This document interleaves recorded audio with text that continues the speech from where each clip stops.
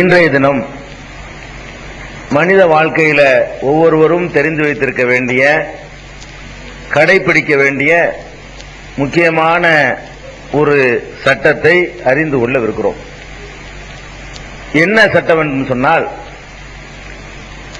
மனிதர்களுக்கு குழந்தை பிறந்த உடனே அந்த குழந்தைக்கு என்ன செய்யறது, அதுக்கு எப்படி பெயர் சூட்டுறது, குழந்தை பிறந்ததற்காக வேண்டி நம்ம என்ன மாதிரியான நன்றி கடனை செலுத்துறது, இந்த விஷயங்கள்ல முஸ்லிம் சமுதாயத்தில் பெரிய அறியாம இருக்கிறது. பிற மதத்தவர்கள் செய்யற காரியங்களை எல்லாம் காப்பியடித்து குழந்தை பிறந்த உடனே இவங்களும் தங்களுடைய குழந்தைகளுக்கு செய்யற காட்சியை பார்க்கிறோம். அப்ப குழந்தை பிறந்த பிறகு, அது முதல் குழந்தையா இருக்கட்டும், இரண்டாவது குழந்தையா இருக்கட்டும், ஒரு குழந்தை பிறந்த உடனே நம்ம என்ன செய்யணும் அப்படிங்கிறத தெரிந்து கொள்வதற்காக இந்த நேரத்தை நாம் பயன்படுத்திக் கொள்வோம். முதலாவதாக, ஒரு குழந்தை பிறந்த உடனே நம்ம சமுதாயத்தில் பல பகுதிகளில் என்ன நடக்குதுன்னு கேட்டா, உடனே முதல்ல அந்த குழந்தை காதுல விழக்கூடியது பாங்கு சத்தமா இருக்கணும் அப்படின்னு நினைத்து கொண்டு, அது டெலிவரி ஹாஸ்பிட்டல் இருந்தாலும் சரி, வீட்டில் இருந்தாலும் சரி, உடனே நல்ல பாங்கு சொல்லக்கூடியவரை அழைத்து சென்று ஒரு காதுல பாங்கும் இன்னொரு காதுல இகாமத்தும் சொல்லக்கூடிய ஒரு பழக்கம் தமிழகத்தினுடைய பல பகுதிகளில் இருக்கிறது. அதே மாதிரியான பாங்கு சொல்லக்கூடிய பழக்கம் பேர் வைக்கும் போது உண்டு. குழந்தை பிறந்த உடனேயும் குழந்தை காதுல பாங்கு சொல்லுவாங்க, பேர் வைக்கிறாங்க பின்னாடி, அது எத்தனை வருஷம் கழிச்சு பேர் வச்சாலும் சரி, அப்ப பேர் வைக்கும் பொழுது ஒரு தடவை பாங்கும் இகாமத்தும் சொல்லக்கூடிய ஒரு பழக்கம் இருக்கிறது. இது ஒரு பெரிய சுன்னத்து என்று நினைத்துக் கொண்டு, மார்க்கத்தில் செய்ய வேண்டிய ஒரு காரியம் என்று நினைத்துக் கொண்டு, பரவலா தமிழகத்தை பொறுத்த வரைக்கும் ஒரு 90% முஸ்லிம்கள் இதை கடைபிடிக்கிறாங்க. இது மார்க்கத்தில் உள்ளதா? இது மாதிரியான ஒரு பழக்கத்தை நபிகள் நாயகம் ஸல்லல்லாஹு அலைஹி வஸல்லம் அவர்கள் நமக்கு வழிமுறையாக ஆக்கியிருக்கிறார்களா என்று பார்த்தோம்னு சொன்னா, சில ஹதீசுகள் இதுக்கு ஆதரவாக கருத்தை கொண்டதாக இருக்குது.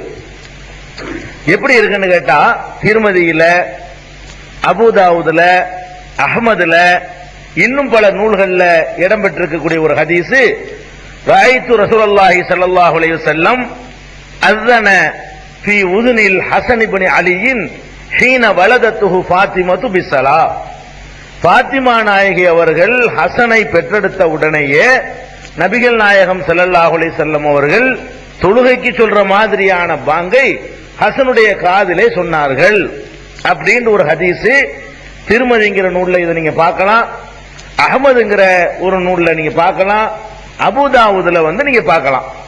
அப்ப இந்த ஹதீஸை தான் பெரும்பாலும் ஆதாரமா வைத்துக் கொண்டு நபி ஸல்லல்லாஹு அலைஹி வஸல்லம் அவர்களே ஹசன் ரலியல்லாஹு அன்ஹுடைய காதுல பாங்கு சொன்னதுனால நம்மளும் குழந்தை பிறந்த உடனே முதல் வார்த்தையாக பாங்கு சொல்லணும் என்று ஒரு பழக்கம் நடைமுறைக்கு வந்து விட்டது. ஆனா உங்களுக்கு எல்லாம் தெரிஞ்ச ஒரு அடிப்படை என்னன்னு கேட்டா, ஹதீசுகள்ல ஏற்றுக்கொள்ளத்தக்க ஹதீசுகள் இருக்கிறது. புதுசா சில பேர் வந்திருப்பாங்க, அதுக்காக இன்னைக்கு கொஞ்சம் சொல்லிக்கிற வேண்டியிருக்கு. ஹதீசுகள்ல ஏற்கத்தகாத ஹதீசுகளும் இருக்கிறது. நபி ஸல்லல்லாஹு அலைஹி வஸல்லம் சொன்னது உறுதியான எல்லாத்தையுமே ஏத்துக்கலாம். ஏற்கத்தகாதது எதுல வரும் கேட்டா, ஹதீஸ் என்று அறிவிக்கிற ஒரு ஆளு உன்னா நம்பர் ஃப்ராடா இருக்காருன்னு வைங்க, அவர் ரசூலுல்லாஹ் சொன்னதாக அறிவிக்கிறார். ரசூலுல்லாஹ் சொன்னதாக இந்த சஹாபி சொன்னார்னு சொல்லி, இந்த பெரியார் சொன்னார்னு சொல்லி அறிவிக்கிற ஆள் யாருன்னு கேட்டா, லாஸ்ட்ல அறிவிக்கிறவர் இல்ல இடையில அறிவிக்கிறவர் ஒரு ஃப்ராடு பேர் வழியா இருக்கிறார். இவர் ரசூலுல்லாஹ் சொன்னார்னு அறிவிக்கும் பொழுது நமக்கு என்ன வந்துடணும், இதுல சந்தேகம் வரணும். நல்லவர்கள் வழியாக வரக்கூடிய செய்திகளை எல்லாம் நம்ம ஏத்துக்கலாம். ரசூல் ஸல்லல்லாஹு அலைஹி வஸல்லம் சொன்னார்கள் என்று சொல்லக்கூடிய ஆட்கள் நம்பகமானவர்களாக இருக்கணும், பொய் சொல்லாதவர்களா இருக்கணும், மோசடி செய்யாதவர்களா இருக்கணும், மார்க்கத்தின் பெயரால பொய் சொல்வதற்கு துணிச்சல் பெறாதவர்களாக, அச்சமுடையவர்களாக இருக்கணும், நினைவாற்றல் கூடியவர்களாக இருக்கணும், ஒவ்வொன்றையும் சரியான முறையில் புரிந்து கொள்ளக்கூடியவர்களாக இருக்கணும் என்றெல்லாம் சில ஷரத்துகளை நம்ம உண்டாக்கல. அந்த காலத்தில் ஹதீஸை திரட்டின மேதைகள் உண்டாக்குனாங்க. இந்த ஷரத்துகள் எல்லாம் நம்ம உண்டாக்கல. ஹதீசுகள் நூலாக இல்லாத காலகட்டத்தில் யார் யார் மூலமாவெல்லாம் ஹதீஸ் கிடைக்குதுன்னு சொல்லி தேட ஆரம்பிச்சாங்க இல்லையா, ஹதீஸ தொகுத்தவர்கள். அவங்க தேடும் பொழுது யாரு சொன்னா ஏத்துக்குருவாங்கன்னு கேட்டா, உதாரணமா புகாரி இமாம் ஹதீஸ திரட்டினாரு, முஸ்லிம் இமாம் ஹதீஸ திரட்டினாரு, திருமதிங்கிற இமாம் ஹதீஸ திரட்டினாரு, நசைங்கிறவரு ஹதீஸ திரட்டினாரு. இவங்க திரட்டும் பொழுது யார்கிட்ட திரட்டுவாங்கன்னு கேட்டா, அப்ப புஸ்தகம் கிடையாதுல. இப்ப நம்ம புக்கை பார்த்து கண்டுபிடிச்சு விடலாம். அன்னைக்கு புஸ்தகம் கிடையாது, ஹதீசுகள் வாய் வழியாக தான் இருந்துச்சு. அது சொல்லக்கூடியவர் கரெக்டா இருக்கான்னு பார்ப்பாங்க. ஆளு சரியில்லைன்னு வைங்க, ஏன்னு கேட்டா நிறைய பிராடுகள் அன்னைக்கு ஊருடு இருந்துச்சு. ரசூலுல்லாஹ்வுடைய பேர்ல இட்டு கட்டிக்கிட்டு ஆளுக்கு வந்ததையெல்லாம் சொல்ல ஆரம்பிச்சிருந்தாங்க. அவன் தொழிலுக்காக வேண்டி போய் சொன்னான், அவன் கொள்கையை பரப்புறதுக்காக வேண்டி குறை சொன்னான், தன்னுடைய மதுஹபுகளை நியாயப்படுத்துறதுக்காக வேண்டி ரசூலுல்லாஹ் பேர்ல இட்டு கட்டிக்கிட்டான். இப்படியாக நிறைய ரசூல் ஸல்லல்லாஹு அலைஹி வஸல்லம் பேரை பயன்படுத்தி பொய்களும் சேர்ந்து பரவி இருந்த நேரம். நீங்க நல்லா வழி ஹதீஸ்னு சொல்லி ஒன்னு ரெண்டு அவங்க பொய் சொல்லல, எக்கச்சக்கமான பொய்கள் அவிழ்த்து விட்டாங்க. அந்த மாதிரியான நேரத்தில் வடிகட்டுறாங்க. சொல்ற ஆள் கரெக்டா இருக்கணும், அப்பதான் நம்ம ஏத்துக்கணும்னு சொல்லி வடிகட்டி இருக்கிறாங்க இல்லையா. அந்த ஹதீஸ வடிகட்டக்கூடிய நேரங்கள்ல சில ஆட்களை ஒதுக்கி வச்சிருக்காங்க, இவங்க எல்லாம் சரியில்லைன்னு. அந்த மாதிரியான ஒரு ஆளு தான் ஆசிம் பின் உபைதுல்லாங்கிறவர். இந்த ஆசிம் பின் உபைதுல்லா என்று சொல்லக்கூடியவர் எந்த ஒரு செய்தியுமே சரியா சொல்லக்கூடிய ஆள் இல்ல, கூட குறைய மாத்தி சொல்லக்கூடிய ஒரு ஆள் என்று எல்லாருமே சொல்றாங்க. ஹதீஸ் கலையில உள்ள அத்தனை பேருமே இவரை ஒரு நல்லவர் இல்லைன்னு ஒதுக்கிட்டாங்க. ஒரு ஆள் ஒதுக்கல, அந்த ஆட்களை ஆராய்ச்சி பண்ணுவாங்க இல்லையா, அப்படி ஆய்வு செய்யும் பொழுது எல்லாருடைய ஆய்வுலையும் இவர் ஒரு சரியான ஆள் இல்ல, கரெக்டா தகவலை சொல்லக்கூடிய ஆள் இல்ல, ஒன்னு உடக்க ஒன்னு சொல்லக்கூடிய ஆள் என்று ஒதுக்கப்பட்டவர் ஆசிம் இப்னு உபைதுல்லா. இந்த ஆள் வழியாகத்தான் திருமதியில இடம்பெற்றிருக்கக்கூடிய ஹதீஸும், அபுதாவுதுல இடம்பெற்றிருக்கக்கூடிய ஹதீஸும், அப்புறம் அகமதுல இடம்பெற்றிருக்கக்கூடிய ஹதீஸுமே பதிவு செய்யப்படுது. அதாவது ஃபர்ஸ்ட் அறிவிப்பாளர் அபு ராஃபி, ரசூலுல்லாஹ்வுடைய அடிமையா இருந்தவர், அவர் அறிவிக்கிறார் என்று சொல்லி வருது. அவர்கிட்ட இருந்து உபைதுல்லாங்கிறவர் அறிவிக்கிறாராம். அவர்கிட்ட இருந்து அறிவிக்கிறவர் யாருன்னு கேட்டா ஆசிம் இப்னு உபைதுல்லா. இந்த ரெண்டு நேமையும் பயன்படுத்தி மூணாவது அறிவிக்கக்கூடிய ஆள் யாருன்னு கேட்டா ஆசிம் இப்னு உபைதுல்லாங்கிறவர் அறிவிக்கிறார். இவரை எந்த ஹதீஸ்களை மேதையுடைய விமர்சனத்தை எடுத்து பார்த்தாலும் இவர் சரியான ஆள் இல்ல, நம்பகமான ஆள் இல்ல அப்படின்னு சொல்லி ஏகமானதாக இவர் ஒதுக்கப்பட்டவர். அப்படிப்பட்டவர் வழியாகத்தான் இந்த காதுல வாங்கு சொல்லக்கூடிய ஹதீஸ் வரதே தவிர நம்பிக்கையான ஆட்கள் வழியாக வரவே இல்லை. நமக்கு மார்க்கத்தில் என்ன கட்டளை இருக்குன்னு கேட்டா, குர்ஆன்ல உள்ள கட்டளை வலா தக்ஃபு மா லைஸ லக பிஹி இல்முன். குர்ஆனுடைய வசனம் இது. உனக்கு திட்டவட்டமான உறுதி இல்லாத விஷயத்தை நீ பின்பற்றக்கூடாது. இதுல இது ஆள் டேஞ்சர் ஆன உடனே நமக்கு திட்டவட்டமா ரசூலுல்லாஹ் சொன்னாங்க நம்பிக்கை வர மாட்டேங்குது. இவர் கொஞ்சம் கூட குறைய சொல்றாரு, ரசூலுல்லாஹ் சொல்லாதே ரசூலுல்லாஹ் சொன்னதா சொல்லியிருக்கலாம் என்று சந்தேகம் வந்து விட்டாலே போதும் நம்ம தள்ளிடணும். உறுதியானதை மட்டும்தான் பின்பற்ற வேண்டும் என்று நம்ம கட்டளை, சந்தேகத்துக்குரியதை பின்பற்ற கூடாது என்று கட்டளை இருக்குது. அந்த அடிப்படையில தான் இந்த காதுல பாங்கு சொல்ற விஷயம் இருக்குத, அது இந்த எந்த நூல்கள்ல நீங்க பார்த்தாலும் சரி ஆசிம் இப்னு உபைதுல்லா என்பவர் மூன்றாவது அறிவிப்பாளர் வருவார். ஃபர்ஸ்ட் சஹாபி பேர் வரும், அதுக்கு அடுத்து தாபி, அவற்றிலிருந்து தாபி கேட்டார்னு வரும், அவற்றிலிருந்து கேட்டு அறிவிச்சால் யாருன்னு பார்த்தா எல்லா கிதாபுலையும் சொல்லி வச்ச மாதிரி எல்லா கிதாபுலையும் பாத்தீங்கன்னா இவர் தான் வருவார், ஆசிம் இப்னு உபைதுல்லா, உபைதுல்லாவுடைய மகன் ஆசிம். இவர் வழியா வந்த ஹதீஸ்களை எந்த ஒரு காரியத்திலையும் எந்த ஒரு ஹதீஸ்களை மேதைகளுமே ஏற்றுக்கொண்டது இல்லை. இந்த அடிப்படையை வைத்து பார்த்தோம்னு சொன்னா காதுல பாங்கு சொல்றதுக்கு ஒரு உருப்படியான ஆதாரம் ஒண்ணு கிடையாது. அடுத்தது என்னன்னு கேட்டா இன்னொரு ஹதீஸ் ஒண்ணு இருக்குது, அபு யஅலா முஸ்னது அபு யஅலான்னு ஒரு நூல் இருக்குது. அதுல என்ன ஹதீஸ் இருக்குன்னு கேட்டா, யாருக்கு குழந்தை பிறந்த உடனே வலது காதில் மண் உலிதலகு ஃபஅஸன ஃபீ உதுனிஹில் யும்னா வ அகாம ஃபீ உதுனிஹில் யுஸ்ரா லம் தலுர்ஹு உம்மு சுபியான். இப்படி ஒரு ஹதீஸ் அபு யஅலா. ஏன்னா அந்த சம்பந்தமா சில ஆலிம்கள் இப்பெல்லாம் இருக்கிறவங்கள்ட்ட கேட்டுருவாங்க, அதுக்காக தான் அந்த டெக்ஸ்டோட வாட்சே உங்களுக்கு சொல்றேன். யாருக்கு குழந்தை பிறந்த உடனே வலது காதில் பாங்கையும் இடது காதில் இகாமத்தும் சொல்கிறார்களோ அந்த குழந்தைக்கு என்று வரக்கூடிய சில நோய்கள் வராது. அந்த குழந்தைக்கு வரக்கூடிய நோய்கள் இருக்கு இல்லையா, அந்த நோய்கள்ல இருந்தது பாதுகாப்பு பெறும் என்று ஒரு ஹதீஸ் முஸ்னத் அபூ யாலாவுல இருக்குது. இதை வைத்துக் கொண்டு என்ன செய்வாங்க, இருக்குல்ல நோய் வராது இருக்குல்ல அப்படின்னு சொல்லக்கூடியவர்களை பார்க்கிறோம். 90% குழந்தைகளை சொல்லித்தான் செய்யறாங்க நோய் வருது. இப்ப அந்த ஹதீஸ் பொய்ங்கிறதுக்கு பிராக்டிக்கலா உங்களுக்கு சான்றா இருக்குது. எல்லாருமே காதுல பாங்கிக்காம சொல்லிக்கிட்டு தான் இருக்கிறீங்க, அப்புறம் ஏன் வருது நோய், ஏன் வருது? அப்ப இந்த மாதிரியான ஒரு கேரண்டி எல்லாம் இஸ்லாம் கொடுக்கவே இல்லை. இதை செஞ்சா நோய் வர நோயெல்லாம் வரும். நோய் வர்றதுக்கு அல்லாஹ் நாடும்போது யாருக்கு வேண்டாலும் வரும். வறுமை நோய்க்கெல்லாம் இந்த இபாதத்துகள் ஒரு காலத்திலும் காரணமா இருக்காது. அப்ப இதை விளங்காம என்ன இருக்குது, இந்த ஹதீஸ்ல அமைப்பும் சரியில்லை.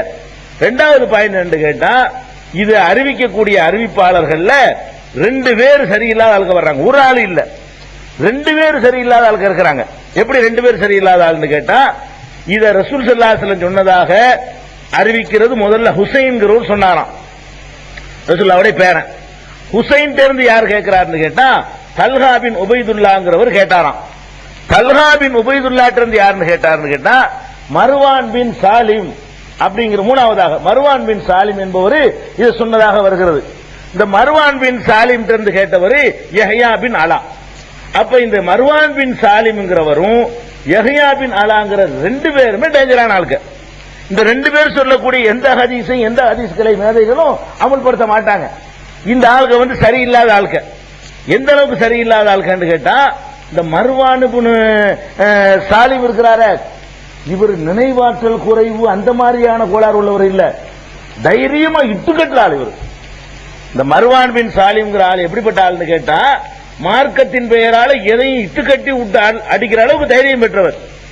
அதனால இவரை மத்ரூக்குல் ஹதீஸுமாங்க. இவர் அறிவிக்கிற எந்த ஹதீஸையும் எடுத்துக்கிறவே கூடாது, இட்டுக்கட்டப்பட்டதுக்கு அடுத்த தரத்துல தான் இதை வைக்கணும் என்று சொல்ற அளவுக்கு மோசமானவர் யாரு, மர்வான் பின் சாலிம் அல் கிஃபாரிங்கிறவர். அடுத்தவர் யஹ்யா பின் அலா இருக்கிறார் பாருங்க, அவரும் மத்ரூக், அவரும் இட்டுக்கட்டால் தானா. அப்ப 2 பேர் இதை சொல்லக்கூடிய 2 பேரு. மூணாவது அதாவது ஹுசைன் தேர்ந்து தல்ஹா கேட்டாராம். தல்ஹா தேர்ந்து கேட்டவர் என்று மர்வான் வர்றாரு, இவர் இட்டு கட்டுறாரு. அவர் மர்வான் தான் எனக்கு சொன்னார்னு யஹ்யா சொல்றாரு, யஹ்யா பின் அலா அவர் இட்டு கட்டக்கூடிய ஆளு. இப்படின்றது நானா சொல்லல, இவர்கள் எல்லாம் இப்படிப்பட்ட ஆட்கள் என்ற விமர்சனம் இவர்கள் வாழ்ந்த காலத்திலேயே செய்யப்பட்டு எழுதப்பட்டு ரெக்கார்டு செய்யப்பட்டது. நம்ம எடுத்துதான் காட்டுறோம், நம்ம பாட்டுக்கு ஒரு ஆளை பிடிச்சி விமர்சனம் பண்ற நினைக்க கூடாது. இந்த விமர்சனங்கள் எதுவுமே நம்முடையது இல்ல. அந்தந்த காலத்தில் என்னை பற்றி ஒருத்தர் விமர்சிக்க பண்றதா இருந்தா, என் காலத்தில் உள்ளவருக்கு தான் அதுக்கு அதிகமான தகுதி இருக்குது. என் காலத்தில் இல்லாதவருக்கு என்னை பற்றி தெரியாது. என் காலத்தில் உள்ளவர்கள் என்னை பற்றி சொன்னா அடுத்தவருக்கு தெரியும். என் காலத்தில் உள்ளவர் சொல்லாம என்னை பற்றி யாரும் கண்டுபிடிக்க இயலாது. அதே மாதிரி தான் ஒவ்வொரு அறிவிப்பாளரை பற்றி விமர்சனம் செய்யறதா இருந்தால் அவரோட பார்த்து பேசி பழகி அவரை பற்றி அறிந்து வைத்திருக்கிறாங்களே அவங்க செஞ்ச விமர்சனங்கள் இதெல்லாம். அந்த அஹ்மது இப்னு ஹம்பல், யஹ்யா பின் முயின், இந்த மாதிரி ஹதீஸுக்காகவே தஹபி தங்களை அர்ப்பணித்துக் கொண்ட மேதைகள் இவங்க சரியில்லாத ஆளுக்கு 2 பேரும் சொல்லிட்டாங்க. அதனால இந்த ஹதீஸ் முஸ்னத் அபூ யாலாவுல வரக்கூடிய இந்த ஹதீஸும் என்ன இல்ல, சரியில்லை, முடிஞ்சு போச்சா. 2 ஹதீஸ் தான். இதுக்கப்புறம் இன்னொரு ஹதீஸ் இருக்குது. அதாவது ரசூல் ஸல்லல்லாஹு அலைஹி வஸல்லம் ஹுசைனுடைய காதலையும் ஹசனுடைய காதலையும் 2 பேரும் பிறந்த உடனே ரசூல் ஸல்லல்லாஹு அலைஹி வஸல்லம் வாங்க சொன்னாங்க அப்படின்னு சொல்லி அபூ ராஃபி அறிவிக்கிறதாக ஒரு ஹதீஸ் தபரானியில இருக்குது. தபரானியில அவரே குறிப்பிட்டு போறார், தபரானியில இருக்குது. அதுல ஹம்மாத் பின் சுஐப் என்று ஒருத்தர் வர்றாரு. இவர் லைஃபுன் ஜித்தன், ரொம்ப ஆளுக்கான அவர். இவரு ஒரு யாவ சக்தியும் கிடையாது, ஒன்னு சொல்றவரு, ஒழுங்கா மனப்பாடம் பண்ணி சொல்ல மாட்டாரு, உங்க சொல்றதை கேட்டுட்டு போய் வேற மாதிரி மாற்றி சொல்றது, அந்த மாதிரியான ஒரு ரேங்க்ல உள்ள ஒரு ஆளுங்கிறாங்க. அப்ப இந்த 3 தவிர இது குறித்து வேற ஹதீஸ்களே கிடையாது. இப்ப நம்ம மார்க்கத்துல தொழுகிறோம், நெஞ்சில கை கட்டுறோம், வேற குனிகிறோம், நிமிர்றோம், சைதா செய்யறோம்னா இதையெல்லாம் நமக்கு சொன்ன அறிவிப்பாளர்கள் ஒவ்வொருவருமே மாணிக்கங்களா இருக்கிறாங்க, நம்பகமானவர்களா இருக்கிறாங்க. பொய்யர்கள் என்றோ பலவீனர்கள் என்றோ சொல்ல முடியாத அளவுக்கு உறுதியானவர்களா இருக்கிறாங்க. அப்படிப்பட்டவர்கள் தான் நமக்கு ஒரு சட்டத்தை சொல்லும் போது நம்பிக்கை வருமே தவிர, பொய் ஈப்ரா அரிப்பித்தலாட்டம் யாவ சக்தி இல்லாத ஆளு, ஒண்ணு கிடக்க ஒண்ணு புரிஞ்சுக்கிறக்கூடிய ஆளு என்றெல்லாம் சொல்லப்படக்கூடியவர்கள் வழியாக எந்த செய்தி கிடைத்தாலும் நீங்கள் பின்பற்றக்கூடாது. நம்பிக்கை இல்லாதவங்க சொன்னீங்க உலகத்தில் பின்பற்றுவீங்களா? நான் கேட்கிறேன். தீன விட்டுருவோம், உலக விஷயத்திலேயே எதை யார் சொன்னா கேப்பிய? ஒரு ஆள் உண்ணா நம்பர் பொய்ய அவனுக்கு தொழில் வச்சுக்கிறங்க. அவன் சொல்றான் அந்த பர்மா பஜார்ல ஓசியா சீனி சக்கரை கொடுக்குறாங்க போவீங்களா நீங்க? இவனுக்கு இதாண்ட வேலை, இவனுக்கு கொஞ்சம் சொல்ல போக முடியுமான்னு வேலை இல்லையா? அப்ப சாதாரண சக்கரை கொடுக்குறான்னு சொல்லும் பொழுது ஒரு தடவை முதல் தடவை போயிருப்பீங்க. இந்த புலி வருது கதை தான், புலி வருது 2-3 தடவை சொல்லி போடுவான், 3 தடவை வராது. 4வது தடவை புலி வருதுன்னு சொல்லி ஒருத்தர் போக மாட்டாங்க பாத்தீங்களா? அடுத்த நெசமா புலி வந்துடும், அடிச்சுட்டு போயிடும். அப்ப இந்த புலி வருதுங்கிற கதையில இப்படி 3 தடவை பொய் சொல்லி எல்லாருக்கும் பொய்யன்னு தெரிஞ்ச உடனே 4வது தடவை யாராவது போவாங்களா? போக மாட்டாங்க. இவனுக்கு இதே வேலை, இப்ப எத்தனை பேர் ஏமாத்தி விட்டான், 1-2 அப்படின்னு சொல்லி நம்ம நினைச்சுக்கிறோம், சுதாரிச்சுக்கிறோம்.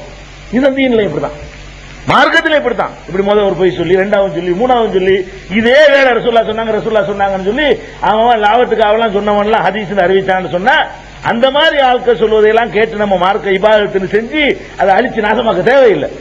அதனால இது மார்க்கத்தில் உள்ளதா இருந்தா எத்தனையோ நம்பகமான அறிவிப்பாளர்கள் இருக்கிறாங்க, அவர்கள் வழியா நமக்கு கிடைச்சிருக்கும், அல்லாஹ் கிடைக்க செஞ்சிருப்பான். இந்த மார்க்கத்தை அவன் பாதுகாக்கிறதுக்கு அவன் பொறுப்பு. அதனால இது உண்மையிலே ரசூல் ஸல்லல்லாஹு அலைஹி வஸல்லம் காலத்தில் நடந்திருந்தால் இந்த மாதிரி பொய்யர்கள் வழியாக அந்த மெசேஜ் நமக்கு வராது, சரியான ஆட்கள் வழியாகவே அல்லாஹ் நமக்கு சேர்த்திருப்பான். அதனால குழந்தை பிறந்த உடனேயும் சரி, பேர் வைக்கும் பொழுதும் சரி, காதுல பாங்கு காதுல இகாமத்துங்கிறது கிடையாது.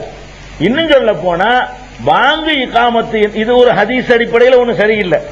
ஹதீஸ் அடிப்படையில் இதை பற்றி வரக்கூடிய எந்த ஒரு ஹதீஸும் ஆதாரமானது இல்லை. ஹதீஸ் சரியில்லைங்கிற அடிப்படையை வைத்துக் கொண்டு இன்னும் கொஞ்சம் நீங்க ஆழமா யோசிச்சு பாத்தீங்கன்னு சொன்னா இதுல உள்ள இன்னும் பல தவறுகள் நமக்கு தெரியும். என்ன தெரியும்? காதுல போய்கிட்டு ஓதுனா பிறந்த குழந்தைக்கு காது விளங்குமா? அது காது விளங்குறதுக்குரிய பருவத்தை அடையிறதுக்கு கொஞ்சம் நாள் ஆகும். காதெல்லாம் விளங்காது. நம்மள நினைச்சுக்கிற வேண்டிய ஒரு ஆசைக்கு வேண்டாம் கண்ணை மணிகண்டு கொஞ்சலாம்.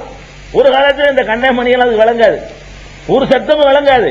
படிப்படியாகத்தான் அந்த கேட்கிற சக்தி வரும், பார்க்கிற சக்தி வரும். கண்ணுக்கு முன்னாடி கையாட்டினா கூட அது பார்க்க தெரியாது, சிமிட்டாது, அது பாட்டுக்கு இருக்கு. என்னத்தை காட்டினா செய்யாது, வெளிச்சத்தை மூஞ்சில் அடிச்சா கூட கண்ணை மூடாது பிறந்த உடனே. அப்ப அந்த மாதிரி பார்க்கிறது கேட்கிற சக்திகள் எல்லாம் படிப்படியாகத்தான் மனுஷனுக்கு கிடைக்குது. பிறந்தவன முத கேட்கிற வார்த்தை பாங்கா இருக்கணுமா? ஓ தத்துவம். இந்த அதிசய இந்த இட்டுக்கட்டப்பட்ட பொய்யான வச்சுக்கிட்டு அதை நியாயப்படுத்துறது என்ன தத்துவம் சொல்றாங்க? முத கேட்கிற வார்த்தை அல்லாஹுக்கு புறா இருக்கட்டுமே, கேட்டா தானே அது காதல விழுந்தா தானே, காதல விழுவாது. அது கொஞ்ச நாள் ஆகும் விவரம் தெரிஞ்சு புரிகிறதுக்கு, லேட்டா உடனே எல்லாம் புரியாது. அப்ப இதுவும் தவறுன்றது விளங்குது. அது போகங்க வாங்குங்கிற இதுக்கா, வாங்குங்கிற இதுக்கா உண்டாக்குனதா? வாங்கு என்பது தொழுகைக்காக உள்ளது. தொழுகைக்கு எல்லாத்தையும் அழைப்பதற்காக வேண்டி ஒரு அறிவிப்பு கொடுப்போம். எல்லாம் வந்து நின்றவன ரெடி ஆயிடுச்சு, எல்லாம் எந்திரிங்க தொழுகை தயாராகுங்கிற இகாமத்து. இதற்காக வேண்டி அல்லாஹ் வந்து கனவுல சில சஹாபாக்களுக்கு ஜிப்ரீல் மூலமா கற்றுக் கொடுத்ததுதான் வாங்குங்கிறது. வாங்கு எதுக்காக சொல்லப்பட்டுச்சோ அதுக்கு குழந்தை காதல கொண்டு அதை சொல்றதுக்கு எந்த ஒரு சம்பந்தமே கிடையாது. இதையும் நீங்க விளங்கிக்கணும். சில மூளைமார்கள் இதுக்கு ஒரு பெரிய தத்துவமே சொல்லுவார். நீ கேள்விப்பட்டிருப்ப, என்ன தத்துவம் தெரியுமா?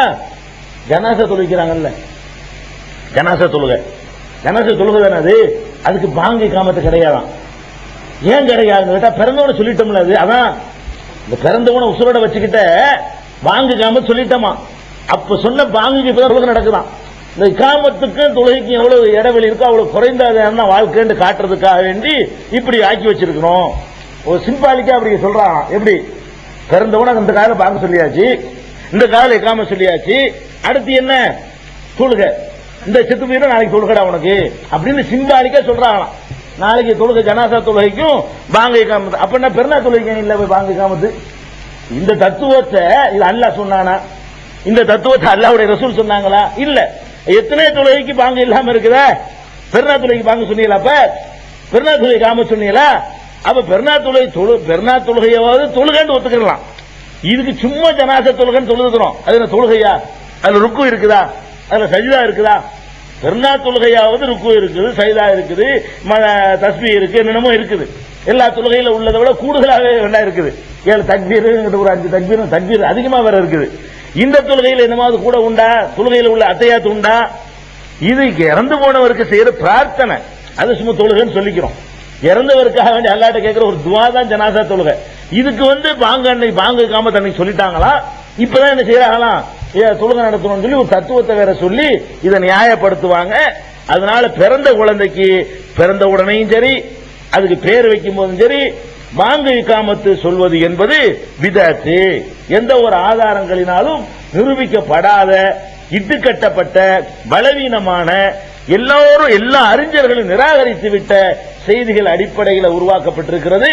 அதுல சிலருக்கு வருமானம் இருக்கிறதுனால அதை கடைபிடிச்சுக்கிறாங்க. அவங்க பலவீனத்தெல்லாம் பார்க்க மாட்டாங்க. சில ஆட்கள் இப்படி ஒண்ணு இருந்தா எத்தனை பேருக்கு பாங்க சொல்ல தெரியும், ஒழுங்கா சொல்ல தெரியாது. எங்களை மாதிரி ஆட்களை கூப்பிடுவீங்க.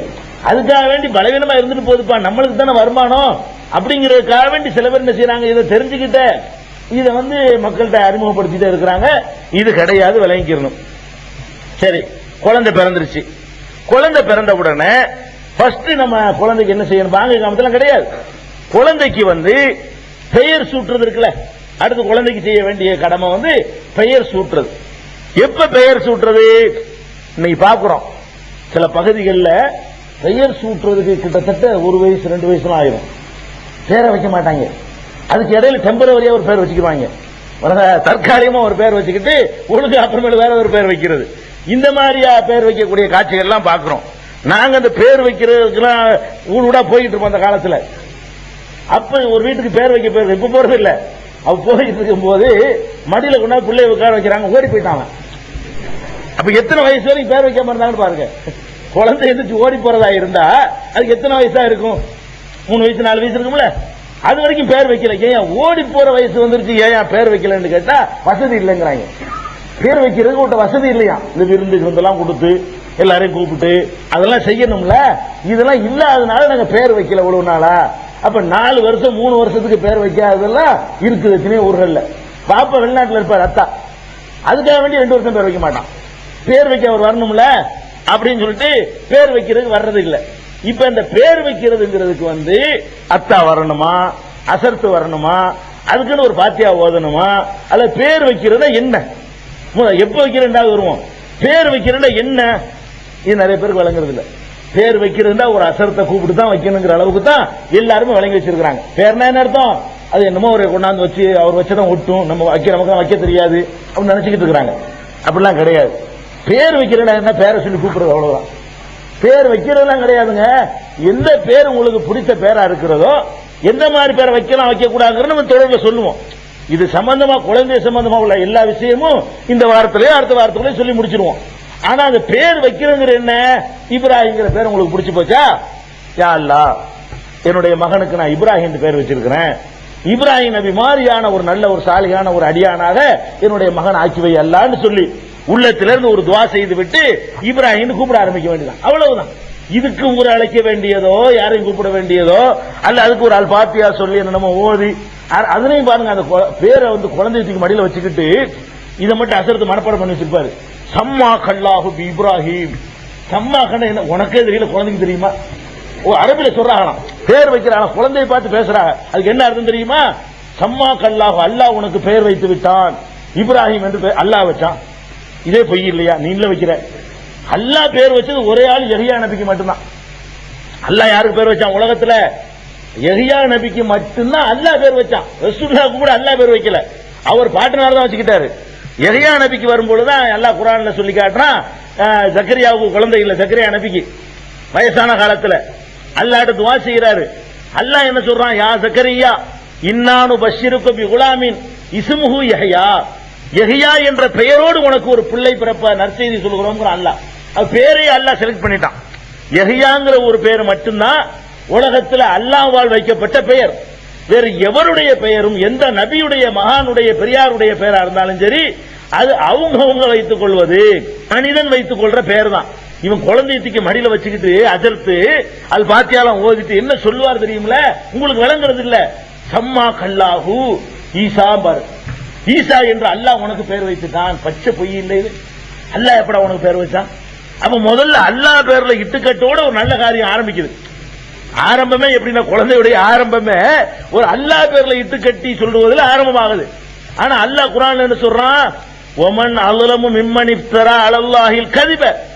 அல்லாஹ் மேல பொய்யை இட்டு கட்டுபவனை விட மிகப்பெரிய அநியாயக்காரன் யார்? அல்லாஹ் கேட்பான் மறுமையில. இந்த அஜத் மேல கூட்டு வந்து, ஏண்டா நானடா இவனுக்கு ஈசான் பேர் வச்சேன், நான் பேர் வச்சேன்னு சொல்லி சொன்னியடா, நானா வச்சேன்னு எல்லாம் கேட்பான். நானா இப்ராஹிம் பேரு, நீ தானே வச்ச, நீ பேரை வச்சுட்டு நான் வச்சேன்னு சொல்லி இது என்ன நியாயம்? என்ன செய்வான்? அல்லாஹ் கேட்பான் விளங்காதனால அரபில சொல்லிட்டு போயிடுறாங்க. அது ஒரு தப்பு. ரெண்டாவது வந்து குழந்தைகிட்ட போய்கிட்டு அதை தமிழ்ல சொல்லி தோகிறானா, உனக்கு ஈசாண்டு அல்லா பேர் வச்சுக்கான், உனக்கு இப்ப அரபில பேசுறானா குழந்தைகிட்ட போய். பெரிய ஆட்களுக்கு நமக்கு அரபி தெரியாது, பச்சை குழந்தைய தூக்கி கையில வச்சுக்கிட்டு அவ அரபில எதுக்குன்னா அப்பதான் வந்து காசு கிடைக்கும். இந்த மாதிரி தமிழ்ல சொல்லிட்டு போயிட்டு இவ்வளவு தானே நம்மளும் சொல்லிடலாமே நீங்க. அவர் வந்து குழந்தை தூக்கி வச்சுக்கிட்டு உன் பேர் இப்ராஹிம் தான் வைங்களேன், இப்ப என்ன செய்வீங்க, இவ்வளவு தானா இதுக்கு அந்த அளவுக்கு கூட்டு 11,000 ரூபாய் கொடுத்தோம் நம்மளே செஞ்சுட்டு நினைப்பீங்களா இல்லையா? அப்ப நம்மளே செஞ்சுட்டு போயிடக்கூடாது. அவர் என்ன பண்றாரு, சில வார்த்தை அரபில போட்டுக்கிறாரு. அப்ப ஜம்மா ஜாலல்லாஹு, சில பேருக்கு ஜாலல்லாஹு இஸ்மக்க சித்தாரைனி இப்ராஹிம் வாங்க, ரெண்டு உலகத்திலையும் அல்லாஹ் உனக்கு இப்ராஹிம் பேரை ஆக்குவானாக, அப்படி சில பேர் சொல்லுவாங்க. யார் சொன்னாலும் அரபில சொல்லுவாங்க, தமிழ்ல சொல்ல மாட்டாங்க. அப்ப இதெல்லாம் வந்து இஸ்லாத்துல இல்லாது. இப்படி எல்லாம் ஒருத்தர் வந்துதான் வைக்கணும், அது அரபில சொல்லிதான் வைக்கணும், அதுக்கு ஒரு பாத்தியா ஓதணும், இதெல்லாம் இஸ்லாமிய மார்க்கத்தில் கிடையாது. என்ன நம்ம பார்க்கிறோம், குர்ஆனே நீங்க புரட்டி பார்க்கலாம். குர்ஆன்ல வந்து மரியம் அலைஹிஸ்ஸலாம் இருக்காங்கல்ல, ஈசா நபியோட அம்மா, இந்த மரியம் அலைஹிஸ்ஸலாத்துடைய அம்மா இருக்காங்க, மரியம் அலைஹிஸ்ஸலாத்துக்கு அம்மா, அவங்க அல்லாஹ்ட்ட ஒரு நேர்ச்சை பண்றாங்க. என்ன நேர்ச்சை பண்றாங்க, அல்லாஹ் என்னுடைய வயிற்றுல வளரக்கூடிய ஒரு குழந்தைய உன்னுடைய பாதையில் நான் அர்ப்பணிக்கிறேன் அப்படின்னு சொல்லி நேர்ச்சை பண்ணிடுறாங்க. இன்னி நதர் துலக்கம் ஆஃபி பத்தனி முஹர்ரரா, என் வயிற்றில் உள்ள குழந்தையை உனக்காக வேண்டி. அந்த காலத்தில் அப்படி ஒரு பழக்கம் இருந்துச்சு யூத மார்க்கத்தில். குழந்தைய வந்து அல்லாஹ்வுக்கு அர்ப்பணிச்சுட்டாங்கன்னு சொன்னா பைத்துல் முகத்தஸோட விட்டுருவாங்க. பைத்துல் முகத்தஸில் காலமெல்லாம் ஊழியம் பண்ணிக்கிட்டே இருக்கணும். அந்த மாதிரி அல்லாஹ்வுடைய ஆலயத்துக்காக வேண்டி அர்ப்பணிக்கிற ஒரு பழக்கம் அன்னைக்கு இருந்துச்சு. இந்த அம்மாவும் சொல்லிவிட்டாங்க. என்ன நினைச்சுக்கிட்டு சொன்னாங்க, வயிற்றுல வளர்ற ஆம்பளை பிள்ளை என்ன சொல்லிவிட்டாங்க, என்னுடைய குழந்தைய வந்து நான் வந்து பள்ளிவாசலுக்காக வேண்டி அர்ப்பணிக்கிறேன். கடைசியில் பார்த்தா பொம்பளை பிள்ளை மரியம் பிறந்துட்டாங்க. மரியமுடைய அம்மாவுக்கு மரியம் பிறந்துடுறாங்க. உடனே என்ன செய்யறாங்க, ரப்பி இன்னி வலாத்துஹா உன்சா, யாரில் பொம்பளை பிள்ளையை பத்துட்டேன்னா இது இந்த மாதிரி சொல்லிவிட்டு இந்த பொம்பளை பிள்ளையை கொண்டு எப்படி நான் பள்ளிவாசல கொண்டு விடுறது அப்படின்னு சொல்லிட்டு அதை தொடர்ந்து சொல்றாங்க. இன்னி சம்மை துஹா மரியம், யா அல்லாஹ் என்னுடைய மகளுக்கு மரியம் என்று நான் பெயர் சூட்டி விட்டேன். யார் சுற்றா பெயரு, அம்மா சுட்டுறாங்க. மரியம் அலைஹிஸ்ஸலாத்துக்கு மரியம் பேரை வச்சது யாருன்னு கேட்டா மரியமுடைய அம்மா பேர் வைக்கிறாங்க. எப்படி பேர் வச்சாங்க, ஒன்னும் பெரிய சடங்கெல்லாம் பண்ணல. இன்னி சம்மைத்துஹா மரியம், யா அல்லாஹ் என்னுடைய மகளுக்கு மரியம் என்று நான் பெயர் வைத்து விட்டேன். இவ்வளவுதான் சொன்னாங்க, முடிஞ்சு பேர் வச்சாச்சு. அந்த காலத்துல யாரெல்லாம் இருந்தா, மரியம் அலைஹிஸ்ஸலாம் வந்து பிறக்கக்கூடிய காலத்துல ஜக்கரியா நபி இருக்கிறாரு. அவங்க காலத்துல மரியம் அலைஹிஸ்ஸலாம் பிறக்கிறாங்க. இன்னும் சொல்ல போனா மரியம் அலைஹிஸ்ஸலாம் பிறந்த பிறகு அவங்களை எடுத்து வளர்த்தவர் ஜக்கரியா நபி. அந்த பைத்துல் முகத்தஸ் பள்ளிவாசல முழுசா நிர்வாகம் பண்ணக்கூடியவர் யாரு, ஜக்கரியா நபி. அந்த டோட்டல் சமுதாயத்துக்கு தலைவராக இருந்தவங்க ஜக்கரியா நபி. அவ்வளவு பெரிய ஒரு நபி, பெரிய மகான் வாழ்ந்து கொண்டிருக்கிறாரு. அவத்தை தூக்கிட்டு போய் சேருவீங்கன்னு கூட சொல்லல. இந்த அம்மா வச்சுக்கிருச்சு, யாரையா கூப்பிட்டு வைக்கிறாங்க, யாரை கூப்பிட்டுருக்கானே, ஜக்கரியா நபிலங்க வாழ்றாங்க. அசரத்துக்கெல்லாம் மேல பெரிய அசரத்துலங்க அவங்க. அன்னைக்கு இருக்கிறதுல ஒரு அசரத்தை கூப்பிடுறதா இருந்தா பெரிய அசரத்து யாரு, ஜக்கரியா நபி தான். ஜக்கரியா நபி காலத்துல வாழக்கூடிய இந்த அம்மா ஜக்கரியா நபிட்ட தகவல் சொல்லவே இல்லை. ஜக்கரியா நபியை கூப்பிட்டு பேர் வைக்குமாறு கேட்கவும் இல்லை. பேர் என்ன பண்றாங்க, அவங்களாக பேரை சொல்லி கூப்பிட்டுக்கிட்டாங்க. இவ்வளவுதான் பேர் வைக்கிறதுங்கிறது. அப்ப நீங்க என்ன பேர் வைக்க நீங்கள் விரும்புகிறீர்களோ அந்த பேர் மார்க்கத்தில் உகந்ததா, நல்ல அர்த்தம் உள்ளதா, அது எப்படி செலக்ட் பண்றது நான் பின்னாடி சொல்றேன். அந்த மாதிரியான ஒரு பெயர்களை முடிவு செய்து கொண்டு நீங்களே உங்களுக்கு தெரிஞ்ச பாஷையில அல்லாஹ்விடத்துல அல்லாஹ்ட்ட நீங்க ஒரு பிரார்த்தனை பண்ணிட வேண்டியது, அவ்வளவுதான். யா அல்லாஹ் என்னுடைய பிள்ளைக்கு நான் பாத்திமான் பேர் வைக்கிறேன், என்னுடைய மகனுக்கு நான் வந்து இஸ்மாயில் பேர் வைக்கிறேன், என்னுடைய பேத்திக்கு வந்து இந்த மாதிரி பேர் வைக்கிறேன், அவ்வளவுதான், முடிஞ்சு வச்சுக்க. அது மாதிரி நீ ஆக்கி வைப்பாயாக அல்லாண்டு அடிஷனலா துவா செஞ்சுக்கலாம். இவ்வளவுக்கு மேல பேர் வைக்கிறதுக்கு என்னமாவது இருக்கான ஒண்ணும் கிடையாதுங்க. இப்ப நம்ம என்ன பண்ணிட்டோம், பேர் வைக்கிறதுங்கிறத வரைக்கும் பிற மதத்தவர்கள்ட்ட இருந்து இஸ்லாம் எதுல வித்தியாசப்படுச்சு தெரியுமா, இந்த புரோகிதம் இல்லைங்கிறதுல. அடுத்த மதங்கள்ல வாங்க பிறந்தாலும் ஐயர் வரணும், பேர் வைக்கிறதுக்கு ஐயர் வரணும், அதுக்கு வந்து கர்மாதி பண்றதுக்கு ஐயர் வரணும், கல்யாணத்துக்கு ஐயர் வரணும், எதா இருந்தாலும் உனக்கு ஒண்ணும் செய்ய தெரியாது, நாங்க தான் செய்யணும்னு சொல்லி வேற சமுதாயத்தில் செஞ்சுக்கிட்டு இருந்தாங்க. அதெல்லாம் வேணான்னு சொல்லி வந்த ஒரு மார்க்கத்துல நம்ம என்ன பண்ணிட்டோம், பேர் வைக்கிறது ஆரம்பிச்சிடுறோம். உனக்கு பிறந்த குழந்தைக்கு என்ன பேரு சூட்டுறதுங்கிறது கூட உனக்கு தெரியாதுடான்னு, உனக்கெல்லாம் தெரியாது, நீ நாங்க தான் வந்து செய்யணும்.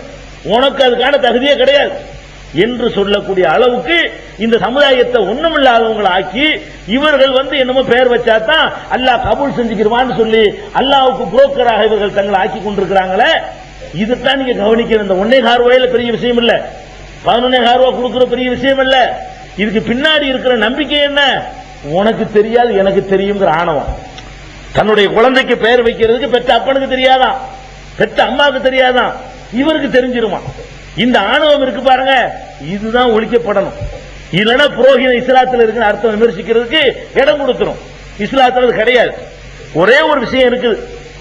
ரசூல் ஸல்லல்லாஹு அலைஹி வஸல்லம் காலத்துல குழந்தை பிறந்துச்சுன்னு சொன்னா சில சஹாபாக்கள் ரசூல் ஸல்லல்லாஹு அலைஹி வஸல்லம் கூட தூக்கிட்டு வருவாங்க. தூக்கிட்டு வந்து அல்லாஹ்வுடைய தூதரே எனக்கு குழந்தை முதல்ல அங்க கொண்டு வந்துருவாங்க. ரசூலுல்லாஹ் இருந்த காலம் வரைக்கும் முதல்ல ரசூல் ஸல்லல்லாஹு அலைஹி வஸல்லம் கிட்ட குழந்தையை கொண்டு வருவாங்க. கொண்டு வந்து அந்த காலத்துல உள்ள உணவுல சிறந்த உணவு அவங்களோட பேரிச்சம்பழம் தான். ஒரு பேரிச்சம்பழத்தையும் கொண்டு வருவாங்க. ரசூல் ஸல்லல்லாஹு அலைஹி வஸல்லம் என்ன செய்வாங்கன்னு கேட்டா அந்த பேரிச்சம்பழத்தை மென்று அந்த குழந்தைக்கு ஏற்ற அளவுக்கு ஆக்கி வாயில வைக்குவாங்க, எடுத்து மென்று கொடுப்பாங்க. அந்த குழந்தைக்கு முதல்ல அந்த பேரிச்சம்பழம் உணவு போகட்டுமே கொண்டு வந்தாங்களே. ஆனால் ரசூல் ஸல்லல்லாஹு அலைஹி வஸல்லம் ஒரு பேரை கேட்டா செலக்ட் பண்ணி சொல்லிடுவாங்க. இதை ஆதாரமா வச்சுக்கிட்டு தான் ரசூலுல்லாஹ் செஞ்சிருக்காங்கல்ல, சஹாபாக்கள் ரசூலுல்லாஹ் தூக்கிட்டு போனாங்க அப்படின்னு ஆதாரத்தை பாருங்க. ரசூல் ஸல்லல்லாஹு அலைஹி வஸல்லம் சஹாபாக்கள் தூக்கிட்டு போனதுனால நாங்க என்ன செய்யறோம், அஜர்த்தை கூட்டு வைக்கிறோம். அப்ப அஜர்த்து ரசூலுல்லாஹ் ஒண்ணா எங்க ஒண்ணு நிப்பாட்டாங்க பத்தியில. சில விஷயங்கள்ல நீங்க ரசூலுல்லாஹ் பின்பற்ற முடியாது, எல்லாத்துலயும் நீங்க ரசூலுல்லாஹ்வோட போட்டி போட முடியாது. எந்த விஷயத்துல பண்ணலாம், நமக்கு எதுல வழிகாட்டியா வந்தாங்களோ அதுல பின்பற்றலாம். ரசூல் என்பதற்காக கொடுத்த தகுதி இருக்குதே அதுல நீங்க போட்டி போட முடியாது. இப்ப ரசூல் ஸல்லல்லாஹு அலைஹி வஸல்லம் செஞ்ச இந்த மாதிரி ரசூலுல்லாஹ் வஃபாத்தான பிறகு அபூபக்கர் ரலியல்லாஹு அன்ஹு ஆட்சிக்கு வந்தாங்க. ஒவ்வொரு வீட்டுல குழந்தை பிறந்தவன அபூபக்கர் தூக்கிட்டு வந்தாங்களா? ஒவ்வொரு வீட்லயும் குழந்தை பிறந்த உடனே யாராச்சும் ஒரு ஆளு அபூபக்கரை கொண்டு வந்து, அபூபக்கரே நீங்க தான் உலகத்தில் இருக்கிற நல்ல அடியாரு, நீங்க பார்த்து வென்று என் குழந்தைக்கு அந்த பேரிச்சம்பழத்தை கொடுத்து நல்ல பேரை ஒண்ணு வைங்கன்னு சொன்னாங்களா? உமர் ரலியல்லாஹு அன்ஹு காலத்தில் அவர்கிட்ட கொண்டு வந்தாங்களா? உஸ்மான் ரலியல்லாஹு அன்ஹு காலத்தில் அவங்கள்ட்ட கொண்டு வந்தாங்களா? அலி ரலியல்லாஹு அன்ஹு காலத்தில் அவங்கள்ட்ட கொண்டு வந்தாங்களா? என்ன சஹாபாக்கள் வழங்கி இருந்தாங்க? அபூபக்கரா இருக்கட்டும் நானா இருக்கட்டும் எல்லாம் ஒண்ணுதான். அவர் ஜனாதிபதியா இருக்கட்டும் நான் ஜனாதிபதி இல்லாம போகட்டும், நாங்க எல்லாம் ஒண்ணுதான். அல்லாஹ்வுடைய ரசூல் மட்டும் வேற. அவங்க என்ன வழங்கி வச்சிருந்தாங்க? அல்லாஹ்வுடைய ரசூல்ல இருந்து அந்த வாயில இருந்து அந்த வார்த்தை வரும் பொழுது அவர்கள் வென்று அதை கொடுக்கும் பொழுது அதுக்கு ஒரு பரக்கத்து இருக்குது.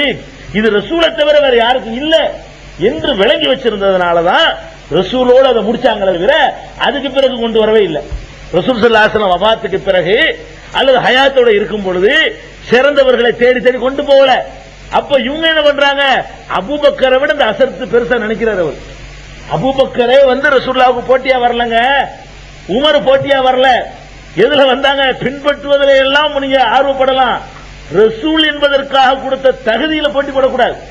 சில விஷயங்களை ரசூலுல்லாஹ் ரசூலுல்லாஹ் என்பதற்காக ஒரு தகுதியை பெற்றிருப்பாங்க, அதுல நீங்க போட்டி போட முடியாது. மற்றதெல்லாம் நீங்க பின்பற்றலாம். எப்படி பின்பற்றலாம்? ஒரு கபருக்கு போறாங்க, பார்த்தவன வேதனை செய்யப்படுறது தெரியுது, 2 கபரு. உடனே என்ன பண்றாங்க, அங்க உள்ள பேரிச்ச மட்டையை ஒண்ணு எடுத்துட்டு சொல்றாங்க, 2 பிளக்குறாங்க. இந்த கபூர்ல ஒரு மட்டையை ஊன்றாங்க, அந்த கபூர்ல ஒரு மட்டையை ஊன்றாங்க. ஊண்டிட்டு சொல்றாங்க, என்னுடைய துவாவின் காரணத்தினால இவர்களுக்கு செய்யப்படுற வேதனை லேசாக்கப்படலாம். இப்ப வேதனை செய்யப்பட்டு கொண்டு இருக்கிறாங்க, நான் ஒரு துவா செஞ்சதுனால இவங்களுடைய வேதனை லேசாக்கப்படலாம்னு சொன்னாங்க. ரசூலுல்லாஹ் மட்டையை நட்டினாங்க, நீங்க நட்ட முடியுமா? இதுல எந்த அடிப்படையில் நட்டாங்க? நீங்க நட்டினால் அதுல வேதனை லேசாக்கப்படுமா? அப்படி ஒரு கேரண்டி இருக்குதா? நீங்க துவா செய்யறதுனால கண்டிப்பா அல்லாஹ் செஞ்சிருவானா? முதல்ல இந்த கபூர்ல வேதனை செய்யப்படுற செய்தி உங்களுக்கு முதல்ல விளங்குமா? அப்ப அல்லாஹ்வுடைய ரசூல் மரத்தை நட்டினாங்க, ஒரு மரத்தை பிளந்து பேரிச்ச மட்டையை நட்டினாங்கன்னு சொன்னா அது ரசூல் என்ற முறையில அவர்களுக்கு மட்டும் உள்ள சிறப்பு தகுதி. சிறப்பு தகுதியை எல்லாம் நீங்கள் எல்லாரும் எனக்கு உள்ள நினைச்சுக்கிற கூடாது, அவங்க சிறப்பை குறைக்கிற மாதிரி எடுத்துக்கிற கூடாது. நம்மளை பின்பற்றுவதற்கு காட்டினாங்களே வழி, தொழுது காட்டினது, நோம்பு வச்சு காட்டினது, அதுல எல்லாம் நீங்க பின்பற்றலாம். ரசூல் என்பதற்காகவே அவங்களுடைய பரக்கத்துக்காக வேண்டி அவங்களுடைய சிறப்புக்காக வேண்டி சில காரியங்கள் நிகழ்ந்திருக்குமையானால் அதை அடுத்த ஆளுக்கு கொடுத்து ரசூலையும் அஜரத்தையும் ஒன்னாக்கி விடாதீங்க. இது பெருமானார் ஸல்லல்லாஹு அலைஹி வஸல்லம் காலத்தோட முடிந்துவிட்ட ஒரு விஷயம். அவர்கள் எது எப்படி நான் விளங்கிக்கணும்னு கேட்டா சஹாபாக்கள் இதை எப்படி புரிந்து கொண்டார்கள், அதான் நீங்க கவனிக்கணும். இது நானா சொல்ற வியாக்கியானம் நீங்க நினைக்க தேவையில்லை.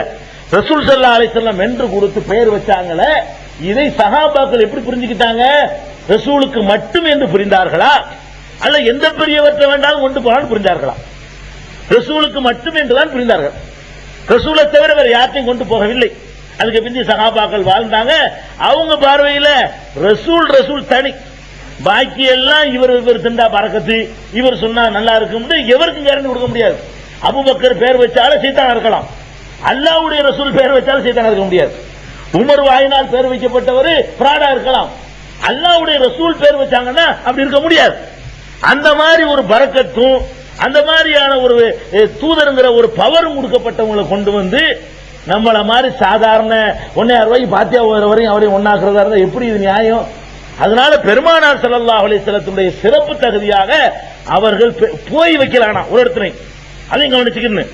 வீடு வீடா போய் ரசூலுல்லாஹ் பேர் வைக்கல, ஆர்வத்தோட குழந்தைகளை கொண்டு வந்தாங்கன்னு சொன்னா ரசூல் ஸல்லல்லாஹு அலைஹி வஸல்லம் செய்வாங்க, பேர் சம்பளத்தை மென்று கொடுத்து பெயர் வைக்குவாங்க. அதனால பேர் வைத்தல் என்பது யாரையும் தேடி போய் வைக்க கூடாது. அல்லாஹ்வுடைய ரசூலுக்கு மட்டும் உள்ள காசியத், தனித்தன்மை அது. மற்றபடி நீங்க வைக்கிறதா இருந்தா நீங்களாகத்தான் வைத்துக் கொள்ளணும். இன்னும் சொல்ல போனா உங்களை விட நீங்க யாரை கூட்டிட்டு வர்றீங்களோ அவருக்கு அந்த குழந்தையை பற்றி பெருசு அக்கறை இருக்காது. அல்லாஹ்வுடைய ரசூலுக்கு அக்கறை இருக்கும். பெத்த தாய் தகப்பனை விட இந்த குழந்தை சொர்க்கத்துக்கு போகணும் என்று ஆசைப்படுவதில் ரசூலுல்லாஹ் தான் மிஞ்சுவாங்க. தாய் தகப்பன் கூட சலுகை கொடுத்து நரகவாசி ஆக்கி விட்டுருவான். அல்லாஹ்வுடைய ரசூல் இந்த குழந்தை சொர்க்கத்துக்கு தான் போகணும்னு ஆசைப்படுவாங்களே, அதுல உங்களெல்லாம் விட நல்லா ஆசைப்படுவாங்க.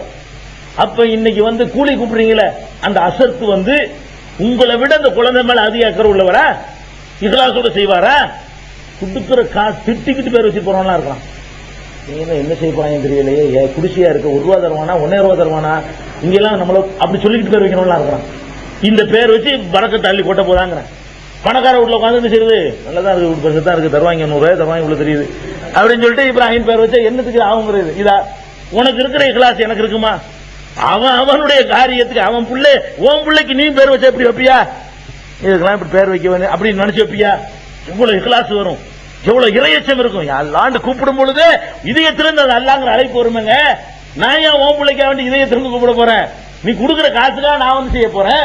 நீ உன் பிள்ளைக்கு நீ அல்லாட்ட கேட்கும் பொழுது உள்ளத்திலிருந்து வரும், யா அல்லாஹ் இந்த குழந்தைய கொடுத்துட்டு இது சாலிஹாக்கல்லான்னு சொல்லி கேட்பிய அந்த பிரார்த்தனை. இன்னும் சொல்ல போனால் பெருமானார் ஸல்லல்லாஹு அலைஹி வஸல்லம் பிரார்த்தனைகளை வகைப்படுத்தும் பொழுது பெத்த அப்பன் பிள்ளைக்கு செய்யற துவா ஏற்றுக்கொள்ளப்படும்.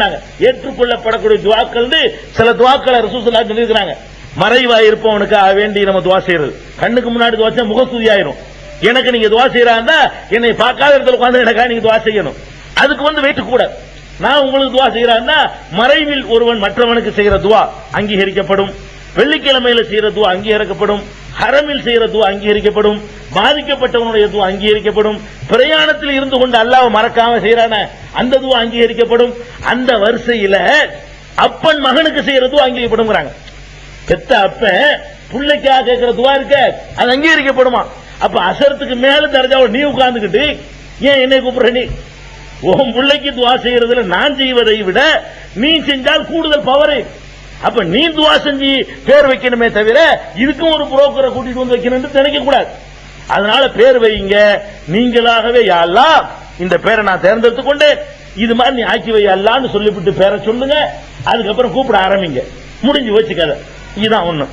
எப்ப பேர் வைக்கிறது அப்படின்னு கேட்டா அதுல 2-3 கருத்துக்கள் இருக்குங்க.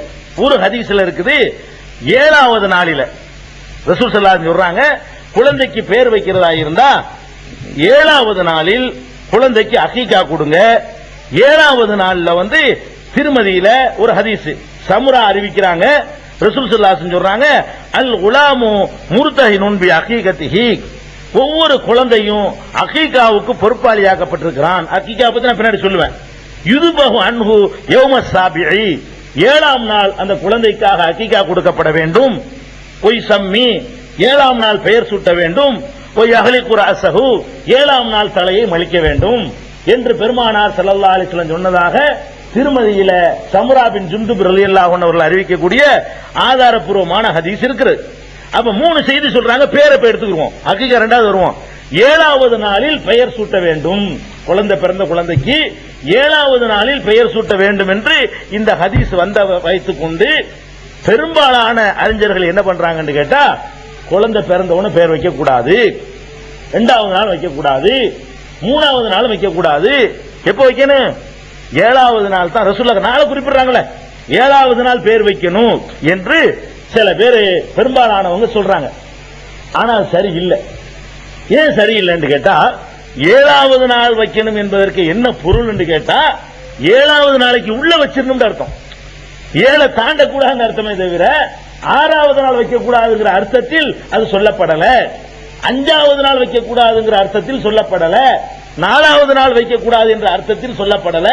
பிறந்த அன்னைக்கு வைக்கக்கூடாது என்ற அர்த்தத்தில் சொல்லப்படல. அப்படின்னு நான் எதை வச்சு கண்டுபிடிச்சேன் அப்படின்னு பாத்தீங்கன்னா, பெருமானார் ஸல்லல்லாஹு அலைஹி வஸல்லம் அவர்கள்ட்ட பிறந்தவங்க தூக்கிட்டு ஓடியாருவாங்களாம். பேர் வச்சிருக்காங்க. என்னைக்கு வச்சிருக்காங்க? 7ஆம் நாள் தான் வைக்கணும்னா, ஏன்டா அது தூக்கிட்டு வந்தீங்க 7 நாள் கழிச்சு வாங்கன்னு சொல்ல வேண்டியானே. ரசூல் ஸல்லல்லாஹு, அதுக்கு சில சம்பவங்கள் ஹதீஸ்ல காட்டுறேன். ரசூல் ஸல்லல்லாஹு அலைஹி வஸல்லம் அவங்கள்ட்ட குழந்தை பிறந்த உடனே முதல்ல நம்ம ரசூலுல்லாஹ்ட்ட கொண்டு போவோம் பேசிட்டு கொண்டு வருவாங்க. முதல்ல நம்ம எங்க கொண்டு போயிருவோம்? ரசூலுல்லாஹ்ட்ட குழந்தை தூக்கிட்டு போயிருவோம். குழந்தை வரும். அப்ப ரசூல் ஸல்லல்லாஹு அலைஹி வஸல்லம் அவர்கள் 7ஆம் நாள் தான் வைக்க வேண்டும் என்பது சட்டமாயிருந்தால் என்ன செஞ்சிருக்கணும்? ஏன் அதுக்குள்ள தூக்கிட்டு வந்தீங்க? அடுத்த வெள்ளிக்கிழமை கொண்டு வாங்க, இன்னைக்கு ஏன் கொண்டு வந்தீங்க? அடுத்த ஞாயிற்றுக்கிழமைக்கு வாங்க, இன்னும் 7 நாள் ஆவலையில என்று சொல்லியிருக்கணும் இல்லையா? சொல்லல. 1 இல்ல, 2 இல்ல, 3 இல்ல, நிறைய பேருக்கு உடனே பேர் வச்சிருக்காங்க. குழந்தையை தூக்கிட்டு வந்த உடனே நினைச்சிருக்காங்க ரசூல் ஸல்லல்லாஹு அலைஹி வஸல்லம் உடனே பேர் வச்சிருக்காங்க. அப்துல்லாஹ் இப்னு சுபைர் அவர் ஒரு சஹாபி. அவர் மதீனாவுக்கு போனவன பிறந்த முதல் குழந்தை. அப்துல்லாஹ் இப்னு சுபைர் யாரு? மதீனாவுக்கு போன உடனே ஹிஜ்ரத் பண்ணி போனாங்கல்ல, ஹிஜ்ரத் பண்ணி போன முஸ்லிம்களுக்கு முதல்ல முஸ்லிம்களுக்கு குழந்தை பிறகு அப்பதான் உடனே என்ன செய்யறாங்க? பிறந்த உடனே தூக்கிட்டு வர்றாங்க அவரை ரசூல் ஸல்லல்லாஹு அலைஹி வஸல்லம் அவர்கள்ட்ட. அவங்க அப்துல்லாஹ்னு பேர் வச்சாங்க. அப்துல்லாஹ் இப்னு சுபைர்ங்கறவங்க ஜுபைருடைய மகன். ஜுபைர் யாரு? ஆயிஷா அபூபக்கருடைய மருமகன். அவங்களுக்கு குழந்தை பிறந்த உடனே ரசூல் ஸல்லல்லாஹு அலைஹி வஸல்லம் உடனே தூக்கிட்டு வர்றாங்க. அன்னைக்கே ரசூல் ஸல்லல்லாஹு அலைஹி வஸல்லம் அவர்கள் பேர் வைக்கிறாங்க அப்துல்லாஹ். இதுல என்ன விளங்குது? அன்னைக்கே பேர் வைக்கலாம் விளங்குது. இது புகாரில வரக்கூடிய ஆதாரபூர்வமான ஹதீஸ். அன்றைக்கே அப்துல்லாஹ் இப்னு சுபைருக்கு பேர் வச்சாங்க என்று புகாரில வருது ஹதீஸ். அதே மாதிரி அபூ தல்ஹா இருக்கார்ல, அபூ தல்ஹாவும் உம்மு சுலைமுக்கும் ஒரு குழந்தை இருந்துச்சு. அந்த குழந்தை இறந்து போச்சு. அபூ தல்ஹா வெளியே போயிருக்கும்போது இந்த அம்மா புருஷன் கவலைப்படுவாருன்னு சொல்லி அதை மறைச்சு வச்சுட்டு அழகா சந்தோஷமா காணவன்ட்ட தாம்பத்தியம் நடத்திட்டு அதுக்கு பிந்தி அதை சொல்றாங்க அந்த செய்தியை. உடனே ரசூல் ஸல்லல்லாஹு அலைஹி வஸல்லம் மெசேஜ் வந்த உடனே, நேற்றிரவு நீங்கள் தாம்பத்தியம் நடத்தினீர்களா? அதன் மூலமா அல்லாஹ் உங்களுக்கு வேற ஒரு குழந்தையை தரவிருக்கிறான் அப்படின்னு சொல்றாங்க. சொன்ன உடனே குழந்தையும் பிறந்துருச்சு. குறிப்பிட்ட காலம் வந்த உடனே குழந்தை பிறந்துருச்சு. பிறந்தவன அபூ தல்ஹா சொல்றாரு, நம்ம முதல்ல ரசூலுல்லாஹ் தூக்கிட்டு வருவோம். குழந்தை பிறந்த உடனே முதல்ல வந்து ரசூலுல்லாஹ்வுடைய கையினாலதான் அவங்களுக்கு ஏதாவது கொடுக்கணும் அந்த குழந்தைக்கு அப்படின்னு சொல்லிட்டு பேரிச்சம்பழம் ஒன்று எடுத்துக்கிட்டு குழந்தை தூக்கிட்டு ஓடுறாரு. இன்னொரு அறிவிப்புல அனஸ் ரலியல்லாஹு தான் வளர்க்குறாங்க. அனஸ் ரலியல்லாஹு கொடுத்து விட்டுறாங்க குழந்தைய. தூக்கிட்டு வந்தா ரசூல் ஸல்லல்லாஹு அலைஹி வஸல்லம் உடனே அன்னைக்கே நடக்குது. இதுவும் புகாரியில முஸ்லிம்ல இருக்குது. அன்னைக்கே ரசூல் ஸல்லல்லாஹு அலைஹி வஸல்லம் செய்றாங்க, அதுக்கு பேர் வைக்கிறாங்க. அந்த குழந்தைக்கு என்ன செய்றாங்க? பேர் வைக்கிறாங்க. அப்ப இந்த மாதிரி குழந்தை இன்னும் சொல்ல போனால் பொதுவா ஒரு ஹதீஸ் வருது, குழந்தை பிறந்துன்னு சொன்னா ரசூல் ஸல்லல்லாஹு அலைஹி வஸல்லம் என்ன செய்வாங்கன்னு கேட்டா உடனே அதுக்கு வந்து பேர் வச்சிருவாங்க. கொண்டு வந்தார்களேயானால் உடனே பேர் வைத்து அனுப்பிடுவார்கள் இருக்கு. அப்ப பெருமானார் ஸல்லல்லாஹு அலைஹி வஸல்லம் அவர்கள் குழந்தை பிறந்த அன்றைக்கே குழந்தையை கொண்டு வரும் பொழுது பல பேருக்கு பேர் சூட்டியிருக்கிறார்கள் வந்த உடனே. அதனால 7வது அன்னைக்கு தான் பெயர் சூட்டணுங்கிறது வந்து அப்படி ஹதீஸ் சரியான ஹதீஸ் தான். எப்படி புரிஞ்சுக்கணும்னு கேட்டா 7 தாண்டக்கூடாது. 7ஆம் நாள் பேர் வைக்கணும்னு சொன்னா பிறந்த அன்னைக்கே வை, 2வது நாளைக்கு வை, 3வது நாளைக்கு வை, 4வது நாளைக்கு வந்தாலும் வச்சுக்க. 7 நாள் வரைக்கும் பேர் வைக்காம இருக்கக்கூடாது. 7 தாண்ட பிறகு ஒரு வாரம் கழிஞ்ச பிறகு என்ன பேர்னு கேட்டா வைக்கலன்னு சொல்லாத. அதுக்கு தான் ரசூல் ஸல்லல்லாஹு அலைஹி வஸல்லம் செய்றாங்க, 7ஆம் நாள் பெயர் வைக்கணுங்கிறது கடைசி மேக்சிமம் 7ஆம் நாள் வச்சிடணும். அதிகபட்சமா நீங்க தாண்டதா இருந்தா 7ஆம் நாளுக்குள்ள கம்பல்சரியா வச்சுவிடணும் அப்படின்னு அர்த்தமே தவிர 7க்கு முந்தி வைக்க கூடாது என்று அர்த்தம் கிடையாது. 7க்கு பிந்தி வைக்க கூடாது, அதான் அதுக்குள்ள அர்த்தம். எதை வச்சு இதை வழங்குறோம்? 2 ஹதீஸ் நம்ம ஏத்துக்கணும். ரசூல் ஸல்லல்லாஹு அலைஹி வஸல்லம் ஒரு கட்டளை போட்டு அவங்க மீறுவாங்களா? 7ஆம் நாள் தான் வைக்கணும்னு கட்டளை போட்டுவிட்டு முதல் நாள் அவங்கள வைக்குவாங்களா? அப்ப 7ஆம் நாள் வைக்கணும் என்ற கட்டளை எப்படி புரிஞ்சுக்கணும்னா 7 தாண்டக்கூடாது. இன்றைக்கு எத்தனை வீட்டில் 7 நாளுக்குள்ள பேர் வைக்கிறோம்? பிறந்த அன்னைக்கு பேர் வச்சவங்க எத்தனை பேரு? பிறந்த 3ஆவது நாள் பேர் வச்சவங்க நம்ம எத்தனை பேரு? பிறந்து 1 மாசம் ஆகி பேர் வைக்க ஆட்கள்லாம் இருக்குது. இன்னைக்கு வரைக்கும் பார்த்துட்டு இருக்கோம். 2 மாசம் ஆகி பேர் வைக்காம உடனே வச்சு பண்ணும். லேட் பண்ணக்கூடாது. பேர் வைக்கிறது பெரிய சடங்கோ சம்பிரதாயமோ கிடையாது. சிம்பிளா ஒரு நல்ல ஒரு பேரை சொல்லி, அது இன்றைய நவீன யுகத்துல இன்னும் அந்த காலத்துல எங்க அத்தா வெளிநாட்டுக்கு போயிருந்தாருன்னா அவரோட தொடர்பு கொள்ள முடியுமா? கடிதம் போட முடியுமா? அவருக்கு ஒரு கருத்தாச்சும் கேட்க முடியுமா? இன்னைக்கு போன்லயே பேசி இந்த மாதிரி குழந்தை பிறந்துருச்சுங்க, இன்னைக்கு பிறந்தா நாளைக்கு பேசிடலாம் அத்தாட்ட. அவர் மக்காவில் இருந்தாலும் பேசலாம், அமெரிக்கா இருந்தாலும் பேசலாம். இங்க இருந்து பொண்டாட்டி பேசி இந்த மாதிரி பிறந்துருச்சு, 7 நாளைக்குள்ள பேர் வைக்கணும், என்ன பேர் வைக்கலாம் சொல்லுங்க, அது சொல்லி கும்பிட்டு முடிஞ்சு வச்ச கதை. அந்த காலத்திலேயே 7 நாளைக்குள்ள வச்சிருக்காங்கன்னா இந்த காலத்துல இன்னும் நல்லா வைக்கலாம். எல்லாரும் கலந்து வைக்கலாம், யாருடைய மனமும் கோணாம வைக்கலாம். அப்படிப்பட்ட தகவல் தொடர்பு சாதனங்கள்லாம் பெருகி இருக்கிற காலத்துல நம்ம வாழ்ந்துகிட்டு இருக்கிறோம். அதனால பேர் வைக்கிறதுங்கிற பெரிய சுமையாக்காதீங்க, சிம்பிளா வச்சுட்டு போயிருங்க.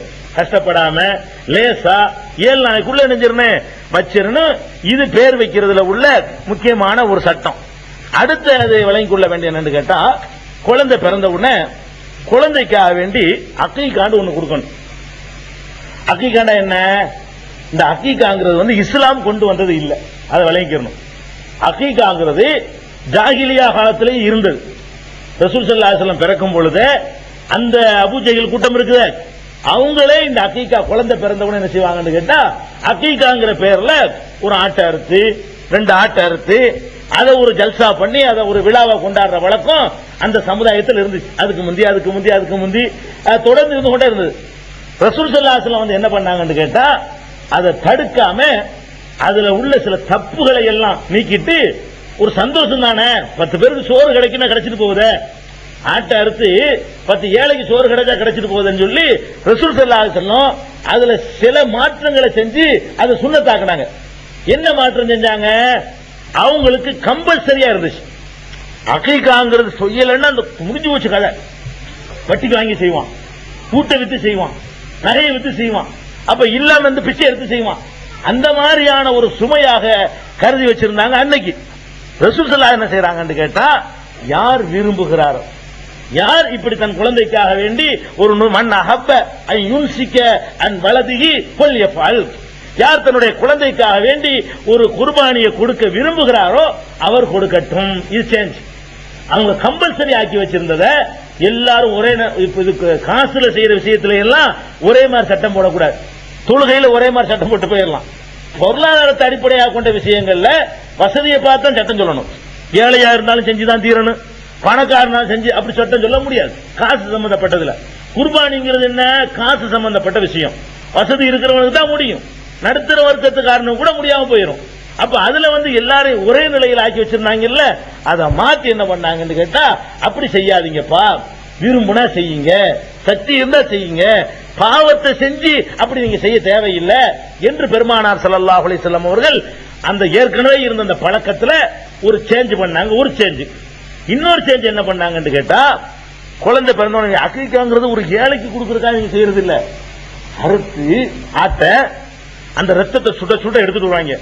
எடுத்துட்டு குழந்தை மூஞ்சி முகம் வயிறு எல்லாம் தடை விட்டுருவாங்க. அவங்க எதுக்கு செய்யறாங்கன்னு கேட்டா, பேய் பிடிக்கலாம். அக்கீகாங்கிறது நம்ம இஸ்லாம் என்ன பண்ணுது, 4 பேருக்கு சோறு கிடைக்கட்டுங்கிறதுக்காக வேண்டி இஸ்லாம் அதை அங்கீகரிச்சுக்கிருச்சு. அவங்க அதுக்கு செய்யலையா, குர்பானின்னு கொடுப்பானு அறுத்து அந்த ரத்தத்தை எடுத்துட்டு கறியை பத்தி கவலைப்பட மாட்டாங்க. ரத்தத்தை எடுத்துட்டு குழந்தை தலையில மூஞ்சில முதுகுல வயிற்றுல எல்லாம் பூசி, இப்பதான் அந்த குழந்தை தன்னுடைய கவசத்தை போட்டுக்கிருச்சு, இனிமே எதுவும் பண்ண முடியாது, எல்லாத்துல இருந்து பாதுகாக்கப்பட்டுருச்சு அப்படின்னு சொல்லிட்டு இருந்தாங்க அன்னைக்கு. ரசூல் ஸல்லல்லாஹு என்ன பண்ணிட்டாங்க, ரத்த நஜீஸ் இல்லையா, ரத்தங்கிறது ஹராம் இல்லையா, அதை பூசாதீங்கப்பா. நீங்க குழந்தைக்கு தலையில மொட்டை அடிச்ச உடனே மொட்டை அடிச்சிருவாங்கல்ல, மொட்டை அடிச்சுட்டு தான் பூசுவாங்களாம். தலைமுடிய மலிச்சிட்டு இந்த ஆட்டை அறுத்து அந்த ரத்தத்தை எடுத்து தலையில பூசி உடம்புலாம் பூசுறது. அது கெடுதின்னு சொல்ல போனா, மொட்டை அடிச்சவன அங்கங்க சின்ன கத்திரை சிராய்ப்புகள் இருக்கு, அது வழியாக ரத்தத்தில் உள்ள கிருமிகள்லாம் உள்ள இறங்கு, ஒண்ணு கிடக்க ஒண்ணு கேடு ஏற்படுமே தவிர அதனால ஆட்டுடைய ரத்தத்துல கிருமிகள் இல்லாம இருக்குமா? இருக்கும். அந்த கிருமியோடு தேய்ச்சாண்டு வைங்க, சின்ன காயம் இருந்துச்சுன்னு வைங்க, அது காலாகாலத்துக்கும் பாதிக்கிற அளவுக்கு நோயை உண்டாக்கும். இதை பாக்குறாங்க, என்ன புழுக்கு இருக்குன்னு இருக்காங்க. ரசூல் என்ன பண்றாங்கன்னு கேட்டா, நீங்க தலையில மொட்டை அடிச்சுட்டு சேர்க்கிறா இருந்தா குங்குமப்பூ இருக்குல்ல, குங்குமப்பூ அதை கொஞ்சம் தண்ணியில கரைச்சி அதை தேய்ச்சி விடுங்க. சுபஹானல்லாஹ், மாத்திர மாதிரியே போச்சு. தேய்க்கணுங்கிற தேய்க்கிறீங்களா, என்னத்தையே தேய்க்கிறதுக்கு நல்லதை தேய்ச்சிட்டு போ. இது என்ன ஒரு பெரிய மெடிசன் இது, இந்த புண்ணுகள் ஆத்தி விட்டுரும். அதான் முடி இறக்கின பிறகு இந்த காலத்துல அவ்வளவு ஷார்ப்பான கத்திலாம் வச்சிருக்கோம். அந்த காலத்து கத்தி கொண்டு இருந்தா ஒரு 8 வெட்டாவது இவ்வளவுதான் செய்யும். அந்த காலத்துல மொட்டை அடிக்கிற கத்தி வச்சு வெட்டினோம்னா, நம்ம சின்ன பிள்ளையா இருக்கும்போது பார்த்தா ஒரு 7-8 வெட்டோட தான் குழந்தைக்கு மொட்டை அடிக்க முடியும். வழங்குதா? இப்ப அந்த மாதிரிலாம் இல்ல, இன்னும் சூப்பரான ஆயுதங்கள்லாம் கண்டுபிடிச்சிட்டாங்க. அப்ப அதுக்கு முந்தின காலம் எப்படி இருந்திருக்கு, அந்த குழந்தை அப்படி கொதறி வச்சிருப்பாங்க தலைய மொட்டை அடிக்கிறாங்கிற பேர்ல. அப்ப அதுக்கு மருந்தா என்ன செய்யறாங்க, நீங்க குங்குமப்பூவை தண்ணியில கலந்து அதை தலையில பூசி விடுங்க. அப்ப ரத்தத்தை பூசாதீங்க, ரத்தத்தை பூசக்கூடாது அப்படின்னு சொல்லி அன்றைக்கு அக்கீகா என்று, அக்கீகாவுக்கு அர்த்தமே நோவினை கொடுக்குறன்னு அர்த்தம். அது பேரை வச்சிருக்காங்க பாருங்க. அக்கீகான என்னது, தொல்லை கொடுக்குறன்னு அர்த்தம். சமுதாயத்துக்கு தொல்லை, குழந்தைக்கு தொல்லை, இப்படி எல்லாம் எக்கச்சக்கமான தொல்லை கொடுத்துருந்தானோ. அப்ப அதை மாத்தினாங்க ரசூல் ஸல்லல்லாஹு அலைஹி வஸல்லம். இது ஒரு சேஞ்ச். அடுத்து என்ன பண்ணாங்கன்னு கேட்டா, அந்த கொடுக்கறதுல ஆண் குழந்தையா இருந்தால், பிறந்தது ஆண் குழந்தையா இருந்தால் 2 ஆடு கொடுங்க. 2 ஆட்டை அறுத்து என்ன செய்யுங்க, அக்கீகா கொடுங்க. பெண் குழந்தை பிறந்துச்சுன்னு சொன்னா 1 ஆட்டை நீங்க அக்கீகா கொடுங்க. இது ஆணு பெண்ணை வித்தியாசப்படுத்துறதுங்கிற மாதிரி நீங்க எடுத்துக்கொள்ள கூடாது. என்ன சைக்காலஜிக்கல் என்னன்னு கேட்டா, ஒரு ஆம்பளை மனிதனுடைய மகிழ்ச்சிக்கு உள்ள அளவு, நீங்க என்னத்தான் நீங்க பயான் பண்ணாலும் பிரச்சாரம் பண்ணாலும், ஆம்பளை பிள்ளை பிறக்கும் போது உள்ள மகிழ்ச்சிக்கும் பொம்பளை பிள்ளை பிறக்கும் போது மகிழ்ச்சிக்கு வித்தியாசம் இருக்கா இல்லையா? இவன் சம்பாதிப்பான், சோறு போடுவான்னு ஒண்ணு இருக்குல்ல. என்ன இருந்தாலும் 2 பேரும் சமான் இருந்துட்டா கூட புள்ளைங்கிற வகையில இவன் உழைக்குவான், இவன் சம்பாதிப்பான், சோறு போடுவான், காலமெல்லாம் வச்சு காப்பாத்துவான். இது யார் வீட்டுக்கோ போய் சோறாக்கி போட போகுது அப்படிங்கிற மாதிரி உள்ளுக்குள்ள இருக்கிறதுனால சைக்காலஜிக்கலாவே இந்த மகிழ்ச்சி குறைவா தான் எல்லாத்துக்கும் இருக்கும். அப்ப அப்படிப்பட்டத கவனத்துல கொண்டு, ஆம்பளை பிள்ளைன்னு சந்தோஷப்படுறீங்கள, கொஞ்சம் கூட சந்தோஷம் இருக்குல்ல, கொஞ்சம் கூட கொடு. இதை கொஞ்சம் குறைச்சத சந்தோஷப்படுற, குறைச்சு கொடு, 1 ஆட்டை கொடு அப்படின்னு சொல்லி ரசூல் ஸல்லல்லாஹு அலைஹி வஸல்லம் அக்கீகாவை சொல்லும் பொழுது சொன்னாங்க. அதாவது அக்கீகா கொடுக்கிற பத்தி, மஅல் குலாமி அக்கீகத்துன், ஒவ்வொரு குழந்தைக்கும் அக்கீகா இருக்கிறது. ஃபஅஹ்ரீகு அன்ஹு தமன், அதற்காக வேண்டி 1 ஆட்டை ரத்தத்தை ஓட்டுங்கள். அமீத்து அன்ஹுல் அதா, அந்த குழந்தைகிட்ட இருக்கிற அருவருப்பானவைகளை எல்லாம் நீக்கி விடுங்கள் என்று சொல்லி புகாரியில, அபுதாவுதுல, திருமதியில, அகமதுல, நசையில, இப்னு மாஜாவுல 6 நூல்கள்ல, முஸ்லிமை தவிர மீது உள்ள 6 நூல்கள்லையும் இந்த ஹதீஸ் இடம்பெற்றிருக்கிறது. அக்கீகாவை பத்தின ஹதீஸ். இன்னொரு ஹதீஸ்ல என்ன இருக்குன்னு கேட்டா, குல்லு குலாமின் ரஹீனத்துன் பி அகீகத்திஹி, ஒவ்வொரு குழந்தையும் அகீகாவுக்கு பொறுப்பாளியாக ஆக்கப்பட்டிருக்கிறது. துதுபஹு யௌம சாபியஹி, 7ஆம் நாள் அதை அறுக்க வேண்டும் என்று சொல்லி ரவாஹுல் ஹம்சா, 5 நூல்கள்ல இந்த ஹதீஸ் இடம்பெற்றிருக்கு. அகமது, அபுதாவுத், திருமதி, நசை, இப்னு மாஜா, 5 நூல்கள் இடம்பெற்றிருக்குது. இது மாதிரியான ஹதீஸ்களை வைத்துக் கொண்டு அதை செய்யணும். அதுக்கப்புறம் ஆயிஷா நாயகி அறிவிக்கிறாங்க, இப்னு ஹிப்பான், பைஹகி, அகமது, திருமதி ஆகிய 4 நூல்கள்ல இடம்பெற்றிருக்கக்கூடிய ஹதீஸ், அனில் குலாமி சாத்தானி அனில் ஜாரியத்தி சாத்துன், ஆண் குழந்தைக்கு 2 ஆடுகள், பெண் குழந்தைக்கு 1 ஆடு என்ற கணக்கில் நீங்கள் அக்கீகா கொடுங்கள். அப்ப அக்கீகா என்பது எவ்வளவு கொடுக்கணும்னு சொன்னா அதுக்கு ஒரு வரம்பு கட்டுறாங்க. வசதி கோடீஸ்வரனா இருக்கிறான், 100 ஆட்டை போட்டு அறுத்து கொடுத்து சமுதாயத்துக்கு சிரமத்தை உண்டாக்கிறாங்க. நீ எவ்வளவுதான் உங்ககிட்ட வசதி இருந்தாலும் மேக்சிமம் கொண்டு வர்றாங்க.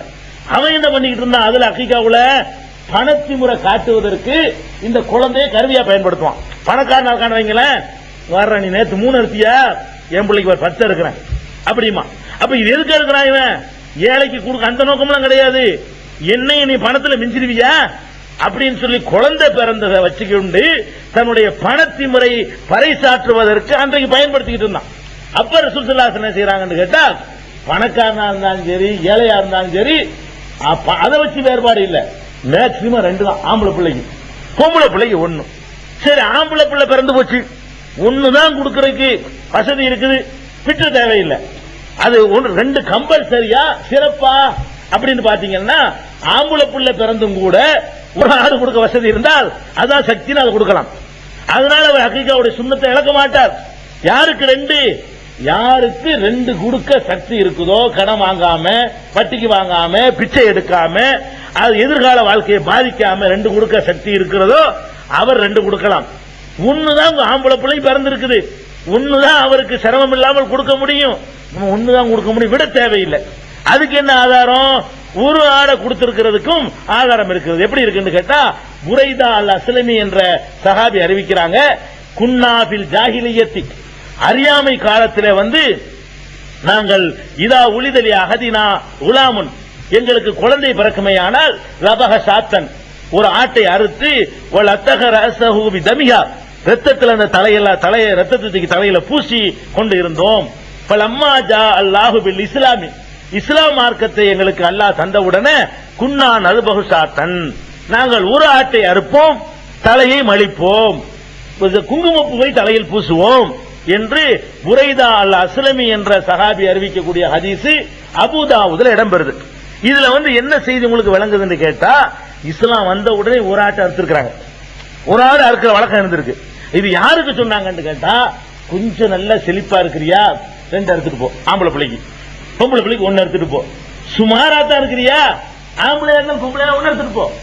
இது 2 தான், 2க்கு எனக்கு இல்லைன்னு விட்டுட்டு போறார்கள்லாம் உண்டு. அப்படி செய்யக்கூடாது.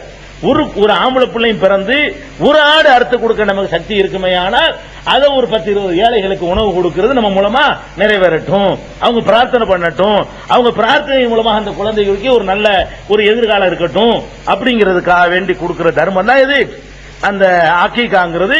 அந்த அக்கீகா 2 கொடுக்கலாம், ஆம்பளைக்கு 2, பொம்பளைக்கு 1 கொடுக்கலாம், அல்ல வசதி சுமாரான வசதி இருந்தா 2 குழந்தைக்குமே 1 கொடுக்கலாம். இது கட்டாயமான கட்டாயம் கிடையாது. விரும்புனா கொடுங்க, இல்லன்னா கிடையாது. கட்டாயமெல்லாம் கிடையாது, விரும்புனா கொடுக்கலாங்கிற அத மண் அஹப்பன்னு சொல்றாங்க. யாரு விரும்புறாரோ அவர் கொடுக்கட்டும் அப்படின்ட்டாங்க. இது ஆட்டினுடைய அளவு, ஆட்டினுடைய அளவு. 2 ஆடு கொடுக்கலாம், 1 ஆடு கொடுக்கலாம். அது எத்தனை நாள் கொடுக்கணும்னு கேட்டா, அதை பற்றியான விஷயங்களையும், அந்த அந்த அகீகை நம்ம திங்கலாமா, தர்மம் செய்யணுமா, சமைச்சு கொடுக்கலாமா, பச்சையத்தான் கொடுக்கணுமா, அது மாதிரியான விஷயங்களையும், இன்னும் அது சம்பந்தமா பேர் வைக்கிறது, என்ன பேர் வைக்கலாம், தப்பான பேர் வச்சா என்ன பண்றது, சரியான பேர் எப்படி தேர்ந்தெடுக்கிறது என்று குழந்தை சம்பந்தமான மற்ற விஷயங்களையும் இன்ஷா அல்லாஹ் அடுத்த வாரம் பார்ப்போம். கண்ணியத்திற்குரிய எல்லாம் வல்ல அல்லாஹ் ஜல்ல ஷானஹு தஆலாவின் நல்லடியார்களே, அல்லாஹுடைய பேரருளால் அவனுடைய மார்க்கத்தின் சட்டதிட்டங்களை, அதனுடைய கொள்கை கோட்பாடுகளை அறிந்து கொள்வதற்காக இந்த தொடர் நிகழ்ச்சி ஏற்பாடு செய்யப்பட்டிருக்கிறது. இதில் சென்ற வாரம் ஒரு குழந்தை பிறந்த பிறகு அந்த குழந்தைக்கு நாம் என்ன செய்ய வேண்டும், அந்த குழந்தைக்கு எப்போது பெயர் சூட்ட வேண்டும், அந்த பெயர் சூட்டும் பொழுது என்னென்ன காரியங்களை செய்ய வேண்டும் என்பதை பற்றியெல்லாம் சென்ற வாரம் நாம் அறிந்து கொண்டோம். அதன் தொடர்ச்சியாக பிறந்த குழந்தைக்காக அகீகா என்ற பெயரிலே ஒரு ஆட்டை அல்லது 2 ஆடுகளை அறுத்து அதை ஏழைகளுக்கு வழங்க வேண்டும் என்பது பற்றிய சட்டத்தையும் சென்ற வாரம் நாம் அறிந்தோம். அதன் தொடர்ச்சியாக இந்த அகீகா கொடுக்கக்கூடிய விஷயத்தில் எப்ப கொடுக்கிறது, அகீகாங்கிற அந்த குர்பானிய குழந்தை பிறந்த பிறகு எத்தனை நாட்களுக்குள்ளே நம்ம கொடுக்க வேண்டும், முதல் நாளே கொடுக்கணுமா, 2வது நாள் கொடுக்கணுமா, அல்லது 1 மாசம் கழிச்சு கொடுக்கலாமா, அல்லது வாழ்க்கையில் எப்ப வசதி வருதோ அப்ப கொடுத்துக்கலாமா, இதுக்கு ஏதாவது வரம்பு இருக்குதா என்று நம்ம தேடி பார்த்தோம்னு சொன்னா, நபிகள் நாயகம் ஸல்லல்லாஹு அலைஹி வஸல்லம் அவர்கள் இதுக்கு ஒரு வரம்பு வைக்கிறாங்க. என்ன வரம்பு வைக்கிறாங்கன்னு கேட்டா, அகீகா கொடுக்கிறதா இருந்தா 7வது நாள் தான் கொடுக்கணும். பெருமானார் ஸல்லல்லாஹு அலைஹி வஸல்லம் சொல்றாங்க, சமுரா பின் ஜுந்துப் ரலியல்லாஹு தஆலா அன்ஹு அவர்கள் அறிவிக்கக்கூடிய ஹதீஸ் திருமதியில, அபூதாவுதுல, நஸையில, அஹ்மதுல, இப்னு மாஜாவுல ஆகிய 5 நூல்கள்ல இந்த ஹதீஸ் இடம்பெற்றிருக்கிறது. இதுல பெருமானார் ஸல்லல்லாஹு அலைஹி வஸல்லம் என்ன சொல்றாங்கன்னு கேட்டா, துதுபஹு அன்ஹு யௌம சாபிஹி, குழந்தை பிறந்த 7வது நாள் தான் இது கொடுக்கப்பட வேண்டும். இந்த அகீகா கொடுக்கிறதுங்கிறது 7வது நாள் தான் கொடுக்கப்பட வேண்டும். இது பெருமானார் ஸல்லல்லாஹு அலைஹி வஸல்லமுடைய தெளிவான வாசகம். ஒரு நாளை குறிப்பிட்டு ரசூல் ஸல்லல்லாஹு அலைஹி வஸல்லம் ஒன்றை சொல்றாங்கன்னு சொன்னா அந்த நாள்ல தான் அதை செய்யணும். அந்த நாளை மிஸ் பண்ணிட்டோம், அந்த நேரத்தில் வசதி இல்லைன்னா அதனால ஒரு பெரிய பிரச்சனை இல்லை. அதை இன்னொரு நேரத்தில் செஞ்சிட முடியாது. அகீகா என்ற பெயரில் ரசூல் ஸல்லல்லாஹு அலைஹி வஸல்லம் செய்ய சொன்னாங்களே, அந்த நன்மை கிடைக்காது. அப்ப ரசூல் ஸல்லல்லாஹு அலைஹி வஸல்லம் அவங்க 7வது நாள் கொடுங்க, தொழுகைக்குன்னு ஒரு டைம் இருக்குது. லோகருக்கு இந்த நேரத்தில் இந்த நேரத்துக்குள்ள தொழுவணும்னா அதுக்குள்ள தொழுவணும். நோன்பு இருக்கு, ரமலான்ல வைக்கணும்னு சொன்னாலும் வேற நாள்ல வைக்கலாம்னு அனுமதி கொடுத்துட்டான். ரமலான் நோன்பை விட்டுட்டோம்னு சொன்னா அப்ப மட்டும் வேற நாள்ல வைக்கிறோம் அப்படின்னு கேட்க கூடாது. ஏன் கேட்க கூடாதுன்னா குர்ஆன்ல அப்படி அல்லாஹ் அனுமதி கொடுத்தான். ரமலான்ல வைக்க சொல்லிட்டு ஃபமன்கான மின்கும் மரீலன், உங்களில் யாராவது நோயாளியாக இருந்தால், அவ் அலா சபரின் பயணத்தில் இருந்தால், ஃபஇத்தத்து மின் அய்யாமின் உஹர், இன்னொரு நாள்ல வைத்துக் கொள்ளுங்கள். அப்ப அல்லாஹ்வே ரமலான்ல வைக்க சொல்லிட்டு முடியலன்னா இன்னொரு நாள்ல வைங்கன்னு சொல்லிவிட்டான். அப்படி சொன்னா இன்னொரு நாள்ல வைக்கலாம். அப்ப ரசூல் ஸல்லல்லாஹு அலைஹி வஸல்லம் எப்படி சொல்லணும், உங்களுக்கு 7வது நாள் கொடுங்க, முடியாட்டி 10வது நாள் கொடுங்க, அப்படி சொல்லி இருந்தா தான் நீங்க எப்ப வேணாலும் கொடுக்கலாம். பெருமானார் ஸல்லல்லாஹு அலைஹி வஸல்லம் அவர்கள் 7வது நாள் கொடுங்கள் என்று சொல்லி இருக்கும் பொழுது அன்னைக்கு கொடுக்க வசதி இருந்தா கொடுங்க, அந்த நன்மை கிடைக்கும். இல்லையா அது ஒரு சுன்னத் விட்டு போய் அவ்வளவுதான். சக்தி இல்லாட்டி எல்லாம் கேட்க மாட்டான். அதை இன்னொரு நாளைக்கு செய்யறேன், கடன் வாங்கி செய்யறேன், நான் 1.5 மாசம் கழிச்சு செய்யறேன் அப்படின்னு எல்லாம் செய்ய முடியாது. சில ஹதீசுகள்ல வேற நாட்கள்லையும் செய்யலாம் அப்படிங்கிற கருத்துப்பட சில ஹதீசுகள் இருக்கிறது. அந்த ஹதீசுகள் ஆதாரப்பூர்வமான ஹதீசுகளாக இல்ல. உதாரணமா எடுத்துக்கிட்டீங்கன்னு சொன்னா பைஹக்கிங்கிற நூல்ல ஒரு ஹதீஸ் இருக்குது. அதுல புரைதா ரலியல்லாஹு அன்ஹு அவர்கள் அறிவித்ததாக அந்த ஹதீஸ்ல சொல்லப்படுகிறது. என்ன சொல்றாங்கன்னா, அல் அகீகத்து துதுபஹு லி சப்இன் வ லி 14 வ லி 21. அகீகா என்பது 7வது நாளில் அறுக்கப்படலாம், அல்லது 14வது நாளில் அறுக்கப்படலாம், அல்லது 21வது நாளில் அறுக்கப்படலாம் என்று பெருமானார் ஸல்லல்லாஹு அலைஹி வஸல்லம் சொன்னதாக புரைதா ரலியல்லாஹு அன்ஹு அவர்கள் அறிவிக்கக்கூடிய ஹதீஸ் பைஹகி என்ற நூலில் இடம்பெற்றிருக்கிறது. இந்த பைஹகிங்கிற நூல்ல வரக்கூடிய இந்த ஹதீஸ்ல இஸ்மாயில் பின் முஸ்லிம் என்ற பெயருடைய ஒருத்தர் அறிவிக்கிறார். புரைதாட்டிலிருந்து அறிவிக்கிற ஆள் யாருன்னு கேட்டா இஸ்மாயில் பின் முஸ்லிம், இந்த பெயருடையவர் இந்த ஹதீஸ் அறிவிக்கிறார். இவரை பற்றிய அறிஞர்கள் எல்லாம் என்ன சொல்றாங்கன்னு கேட்டா, இவர் ஒன்னு கிடக்க ஒன்னு பிரட்டி சொல்லுவாரு. இவருடைய நினைவாற்றல் இல்லாம என்ன செய்வாராம், 7 சொன்னா அவர் கூட 2 சேர்த்துக்குவாராம். ஒன்னு கரெக்டா இருக்குமா, 2 தப்பா சேர்த்துக்குவாராம். இவருடைய வழக்கமே இதுதான், கரெக்டா எந்த ஒரு செய்தியையும் அறிவித்தது இல்லைன்னு சொல்லி இவர் ஆராய்ச்சி பண்ணின யஹ்யா இப்னுல் கத்தான் சொல்லுகிறாரு, லம் யஸல் முக்தலிதன், இவர் எப்பவுமே குழப்பிக்கிட்டு இருக்கிறது இவருடைய வேலை, ஒன்னு கிடக்க ஒன்னு அறிவிக்கிறது இவருடைய வேலை அப்படின்னு சொல்லி சொல்றாங்க. இதை கண்டுபிடிக்கிறதுக்காக வேண்டி என்ன செய்யறாரு, இந்த யஹ்யாங்கிறவர் போய் இஸ்மாயில் இப்னு முஸ்லிம் ஒரு ஹதீஸ கேட்கிறாரு. இன்னைக்கு ஒன்னு சொல்லிட்டாரா, நாளைக்கு போய் அந்த ஹதீஸ் ஒன்னு சொல்லிக்கல சொன்னீங்க என்ன வேற மாதிரி சொன்னார். அதைய 3வது நாள் போறாரு, 3வது நாள் அதுல 1 2 சேர்த்து சொல்றாராம். அப்ப இவர் ஒரு ஹதீஸையும் நான் 3 தடவை கேட்டேன், 3 தடவையும் 3 சைஸா சொன்னாரு. இந்த ஆளு யாரு, இஸ்மாயில் இப்னு முஸ்லிம்ங்கிற ஆள்கிட்ட 3 தடவை நான் போய் டெஸ்ட் பண்றேன். ஒரு தடவை ஒரு மாதிரியா சொல்றாரு, இன்னொரு தடவை இன்னொன்னு சேர்க்கிறாரு, இன்னொரு தடவை இன்னொன்னு விட்டு போடுறாரு. ஒரு ஹதீஸ 3 சைஸா இருந்தாலும் சொன்னாரு, நானே அனுபவப்பட்டிருக்கிறேன் அப்படின்னு சொல்லி இவரை பத்தி யஹ்யா இப்னு ஸஈதுல் கத்தான் என்ற பெரிய ஹதீஸ்களை ஆய்வாளர் அறிவிக்கிறார், குறிப்பிடுறார்.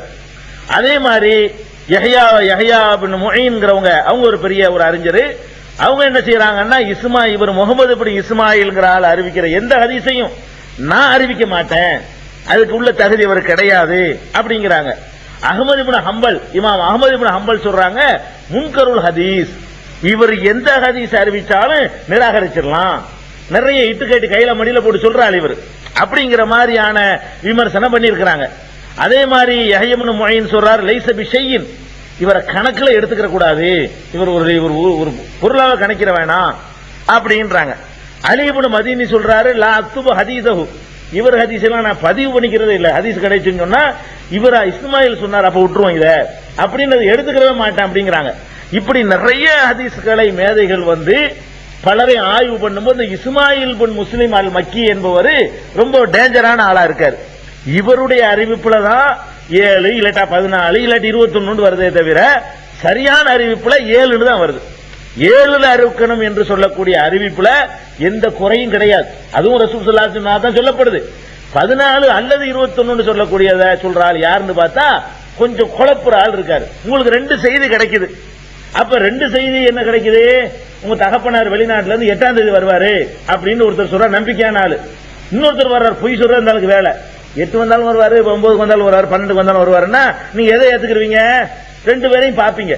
இவன் பொய், இவனுக்கு இதே வேலை தானே, உன்ன கூட கொஞ்சம் சேர்த்து சொல்லுவான், ஏதோ 8ஆம் தேதி வர்ற செய்தி அவனுக்கு கிடைச்சிருக்கு, அதை கூட 2 சேர்த்து இவன் சொல்றான், இது நம்ம ஏத்துக்கிற கூடாதுன்னு சொல்லிட்டு நம்ம முடிவு பண்ணிக்கிறோம். இது துன்யாவுல அப்படி செய்யும் போது ஆகிரத்து விஷயத்துல என்ன இருக்கணும்? ரொம்ப கேர்ஃபுல்லா கவனமா இருக்கணும். இவர் சரியில்லாத ஆளு. அதனால இந்த ஒரு அடிப்படையில் நம்ம என்ன செஞ்சிடக்கூடாது? இதை செஞ்சிடக்கூடாது. அதுக்கப்புறம் இன்னொன்னு இருக்குது. ரசூல் ஸல்லல்லாஹு அலைஹி வஸல்லம் அவங்க பெரிய ஆளா போன உடனே 40 வயசு நபி அவ்வளவு ஆகி பிற்காலத்துல தனக்குரிய அகீகாவை கொடுத்தாங்க அப்படின்னு ஒரு இட்டுக்கட்டி வச்சிருக்காங்க. இது எல்லா ஹதீஸ்களை மேதைகளுமே இது இட்டுக்கட்டப்பட்ட ஹதீஸ் நிராகரிச்சுட்டாங்க. அதாவது அகீகா கொடுக்கிறது அப்பனுக்கு தான் கடமையே தவிர குழந்தை கடமை கிடையாது. அகீகா யாரு கொடுக்கணும்? அகீகா குழந்தையின் மீதா கடமை. அகீகா என்பது அவங்களை பெற்ற தகப்பனார் மீது கடமையாகுமே தவிர பிள்ளைகள் மீது கடமையாவாது. ரசூல் ஸல்லல்லாஹு அலைஹி வஸல்லம் என்ன பண்ணாங்களா? 40 வயசு ஆன உடனே நமக்கு அகீகா கொடுத்தாங்களா இல்லைன்னு தெரியல நினைச்சுக்கிட்டு அவங்கள அகீகா கொடுத்தாங்க அப்படின்னு இட்டு கட்டிருக்காங்க. இது 2 விதத்தில் தப்பு. ஒண்ணு இப்ப அப்படி சம்பவம் நடக்கிறதுக்கு சரியான ஹதீஸா இல்ல, எல்லாரும் இட்டு கட்டப்பட்டதுட்டாங்க. 2வது அகீகா கொடுக்கிற பழக்கம் அந்த சமுதாயத்தில் இருந்துச்சு. நான் போன வாரமே சொல்லியிருக்கிறேன். அகீகா என்ற பெயர்ல குழந்தை பிறந்த உடனே ஆட்டை அறுத்து தலையில் ரத்தத்தை பூசி கொடுக்கிற வழக்கம் அறியாமை காலத்தில் இருந்துச்சு. பெருமானார் ஸல்லல்லாஹு அலைஹி வஸல்லம் அவர்கள் பிறந்த நேரத்தில் நல்ல வசதியான உங்க பாட்டனார் இருந்தாரு. அவங்களுடைய பெரிய தகப்பனார்ல வசதியா இருந்தாங்க. அவங்களெல்லாம் என்ன செஞ்சிருப்பாங்க? கண்டிப்பா அந்த ஊர் வழக்கப்படி வசதி, நல்ல குலம், நல்ல செல்வாக்குள்ள ஃபேமிலி அவங்க கண்டிப்பா கொடுத்திருப்பாங்க அறியாமை காலத்திலேயே. அப்ப அகீகா என்பது என்னமோ ரசூலுல்லாஹ் முதல் சொன்ன மாதிரி நம்ம நினைச்சுக்கிற கூடாது. ஏற்கனவே இருந்தது, அதுல சில மாற்றங்களை கொண்டு வந்தாங்க பெருமானார் ஸல்லல்லாஹு அலைஹி வஸல்லம். ரத்தத்தை தலையில பூசிக்கிறாங்க, அது வேணான்னு சொன்னாங்க. அதனால 7வது நாள் கொடுங்கள் என்றுதான் ஹதீஸ் இருக்கிறது. சக்தி இருந்தா 7வது நாள் கொடுங்க. 7வது நாள் கொடுக்கிற அளவுக்கு சக்தி இல்லையா விட்டுருங்க, அவ்வளவுதான். அதை போட்டு அழட்டிக்கிற வேண்டிய தேவையில்லை. வேற வேற தர்மங்கள் செஞ்சீங்கன்னா தர்மத்துடைய நன்மை கிடைக்கும். அதுக்கு பேர் அகீகா என்று சொல்லப்படாது. 7 தாண்டி கொடுக்கிறதுக்கு எந்த ஒரு ஆதாரபூர்வமான ஹதீஸுமே கிடையாது. இது கவனத்தில் வச்சுக்கணும். அடுத்தது இந்த கொடுக்கிற குர்பானி இருக்குல்ல, அந்த அகீகாவுக்காக வேண்டி ஆம்பளை பிள்ளைண்டா 1, பொம்பளை பிள்ளைண்டா 2, அல்லது அவ்வளவு சக்தி இல்லைன்னா ஆம்பளை பிள்ளை பிறக்கிறதுக்கு 1 கொடுக்கலாம். அதையும் நம்ம சொல்லி இருக்கிறோம் போன வாரம். அப்படி கொடுக்கக்கூடிய அந்த குர்பானியுடைய பிராணி கிடாயா தான் இருக்கணும்னு அவசியம் கிடையாது.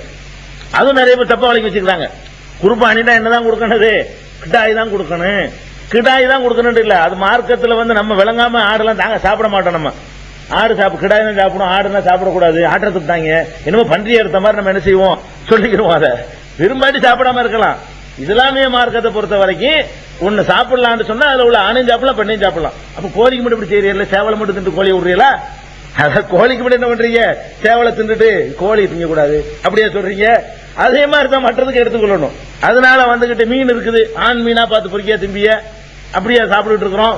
ஒன்னு ஹலால்னு சொன்னா அது உயிரினமா பார்க்கணுமே தவிர அது ஆனா பெண்ணான்லாம் பார்க்க தேவை கிடையாது. அது சாப்பிடுறதுக்கு ஹலால் ஆக்கப்பட்டிருக்கு. அது எல்லாமே அதுல உள்ள எல்லாமே ஹலால் என்றுதான் புரிஞ்சுக்கிறணும். இது நம்மளா கூட சொல்லல. உம்மு குர்சி என்ற ஒரு பெண்மணி சஹாபி அவங்க அறிவிக்கிறாங்க, ரசூல் ஸல்லல்லாஹு அலைஹி வஸல்லம் அவங்கள்ட்ட நான் அகீகாவை கேட்கும் பொழுது ரசூல் ஸல்லல்லாஹு அலைஹி வஸல்லம் சொன்னாங்க, லா யலுர்ருக்கும் லுக்ரானன் குன்ன அவ் இனாதா. அறுக்கப்படுகிற அந்த பிராணி ஆண் பிராணியாக இருந்தாலும் பெண் பிராணியாக இருந்தாலும் அதனால எல்லாம் ஒண்ணு தப்பு இல்ல. கொடுக்கலாமான்னு நம்ம போய் கேட்கறாங்க. ஆடுதான் இருக்கு கொடுக்கலாமான்னு கேட்டுப்பாங்கன்னு நினைக்கிறேன். அந்த பதில இருந்து விளங்குது என்ன கேட்டாங்கன்னு வரல. ஆடுதான் இருக்கு கிடாய் இல்லையா அதை கொடுத்துடலாமான்னு கேட்டிருப்பாங்க. ரசூல் ஸல்லல்லாஹு என்ன பதில் சொல்றாங்க? கேட்காம இந்த பதில் வராது. நான் அகீகா பத்தி கேட்கும் பொழுது சொன்னார்கள், லா யலுர்ருக்கும் ذுக்ரானன் குன்ன அவ் இனாதா. அந்த அறுக்கப்படுற பிராணி ஆணா இருந்தாலும் பெண்ணா இருந்தாலும் அதனால எந்த பாதகமும் இல்ல, நீங்க எதை வேணாலும் அறுத்துட்டு போங்க. அதனால நம்ம வீட்டுல ஆடுதான் இருக்கு, ஆட்டை எடுத்துட்டு போயிட வேண்டியதான். அல்ல கிடா வாங்குறப்ப காசு அதிகமா இருக்கு, ஆடு சீப்பா இருக்கு, அது சக்தி இருக்குது, வாங்கி கொடுத்துட வேண்டியதான். அது ஒண்ணும் தப்பு கிடையாது. அது பிடிக்காதவங்க ஒருத்தர் திங்காம போன அது வேற விஷயம். ஆனா மார்க்கத்தில் என்ன இல்ல, கிட்டாதான் வாங்கணும் அது அப்படின்லாம் ஒரு ரிஸ்க் எடுத்துக்கிட்டு இருக்க வேண்டிய அவசியம் கிடையாது. இது முக்கியமா வழங்கிற வேண்டிய விஷயம். அடுத்தது நம்ம சமுதாயத்தில் குழந்தை பிறந்த உடனே ஒரு தவறான ஹதீஸின் அடிப்படையில் ஒரு நடைமுறை இருக்குது. என்ன நடைமுறைன்னு கேட்டா, அந்த முடிய இறக்குறாங்கல்ல, ஃபர்ஸ்ட் முடி, அந்த முதல் தடவை முடிய வலிப்பாங்க இல்லையா, தலைமுடி எடுக்கிறாங்கல்ல, அத முடி எடுத்த உடனே அந்த முடியுடைய எடைக்கு எடை அதை நிறுத்து, காசையோ வெள்ளியவோ தங்கத்தையோ தர்மம் செய்யணும் அப்படின்னு சொல்லி சில பேர் சொல்லி வச்சிருப்பாங்க போல இருக்கு. அதுக்கு தத்துவமும் சொல்லிக்கிடுவாங்க. என்ன தத்துவம்? குழந்தைய வர்றான், ஒண்ணும் கொண்டு வரலாம், கொண்டு வந்து இதுதான் முதல்லயே தர்மம் செய்யறானா. அதாவது கொண்டு வந்ததை வரும்போது அவன் கொண்டு வந்தது எது? கையை காலை வெட்டி போட முடியாதுல, முடியத்தான் கொண்டு வந்தான். அப்ப அந்த முடியவே தர்மம் செஞ்சோம்னு சொன்னா அவன் கொண்டு வந்தது அவன் தர்மம் செஞ்சுட்டான். வயிற்றுல இருந்து வரும்போது எதை கொண்டு வந்தானோ, எதோட பிறந்தானோ அதை அல்லாஹ்வுடைய பாதையில கொடுத்துட்டான்னு ஒரு தத்துவம் வேற இருக்கு. என்ன செய்வாங்க? சொல்லிக்கிடுவாங்க. தர்மம் செய்ய வேண்டியதான், எவ்வளவு நாள் தர்மம் செய்யலாம், அது வேற விஷயம். தர்மம் செய்யலாம், எவ்வளவு நாள் செய்யலாம், அந்த குழந்தைக்கு நன்மை சேர்ப்பதற்காக வேண்டி நம்ம என்னத்தெல்லாம் விரும்புறோமோ அந்த அளவுக்கு தர்மம் செய்யலாம், அது வேற விஷயம். இந்த முடிய கொண்டே மலிச்சு அதை எடை போட்டு அதை தர்மம் செய்யணும் அப்படிங்கிறது இருக்குது. அப்படி மார்க்கம், அப்படி உள்ள மார்க்கம் கிடையாது. இது சக்திக்கு உட்பட்டு தான். ஒரு குழந்தைக்கு முடிய இல்லாம பிறகு பணக்காரனா இருப்பான், அவன் பெரிய பணக்கார வீட்டு பிள்ளை ஆளா இருப்பான், அவன் வீட்டு குழந்தைக்கு என்ன இருக்கு, 50 கிராம் கூட சேராது, வணங்குதா, ஒன்னும் சோத்துக்கு வழி இல்லாம இருப்பான், அவன் 1/2 கிலோட முடியோட வருவான். இப்ப என்ன பண்றது? இப்ப இப்படியா மார்க்கத்துல பொருளாதார விஷயத்துல சக்தியத்தான் இந்த மார்க்கம் பார்க்கும். அந்த குழந்தைக்கு எவ்வளவு முடி இருக்கு அந்த அளவுக்கு தர்மம் செய்யுன்னு சொன்னா அப்படி உள்ள மார்க்கம் கிடையாது. ஆனா அதை என்ன செய்யறாங்கன்னு கேட்டா அதுக்கு சில ஹதீஸ் இருக்குது. என்ன ஹதீஸ் இருக்குன்னு கேட்டா, ஃபர்ஸ்ட் திருமதியிலையும் அபூதாவுதுலையும் இடம்பெற்றிருக்கக்கூடிய ஒரு ஹதீஸ். அதுல என்ன செய்யறாங்க, ரசூல் ஸல்லல்லாஹு அலைஹி வஸல்லம் ஃபாத்திமாவை கூப்பிட்டு சொல்றாங்க. ஃபாத்திமாவே ஹசன் பிறந்தவுடனே, ஃபாத்திமாவுடைய மகள் ஹசன் பிறந்த உடனே ஃபாத்திமாவே நீ ஹசனுடைய தலையை மலிச்சிரு, யஹ்லிகி ராஸஹு, அவர் தலையை மலிச்சு ஒத்த சத்தகி பிஸினத்தி ஷஅரிஹி ஃபில்லதன், அவருடைய தலைமுடி எடைக்கு நீ வெள்ளிய தர்மம் செஞ்சிரு, தலைமுடி எடுத்து அதை எடை போட்டு அந்த அளவுக்கு வெள்ளி என்ன செஞ்சிரு, தர்மம் செஞ்சிரு அப்படின்ட்டாங்க.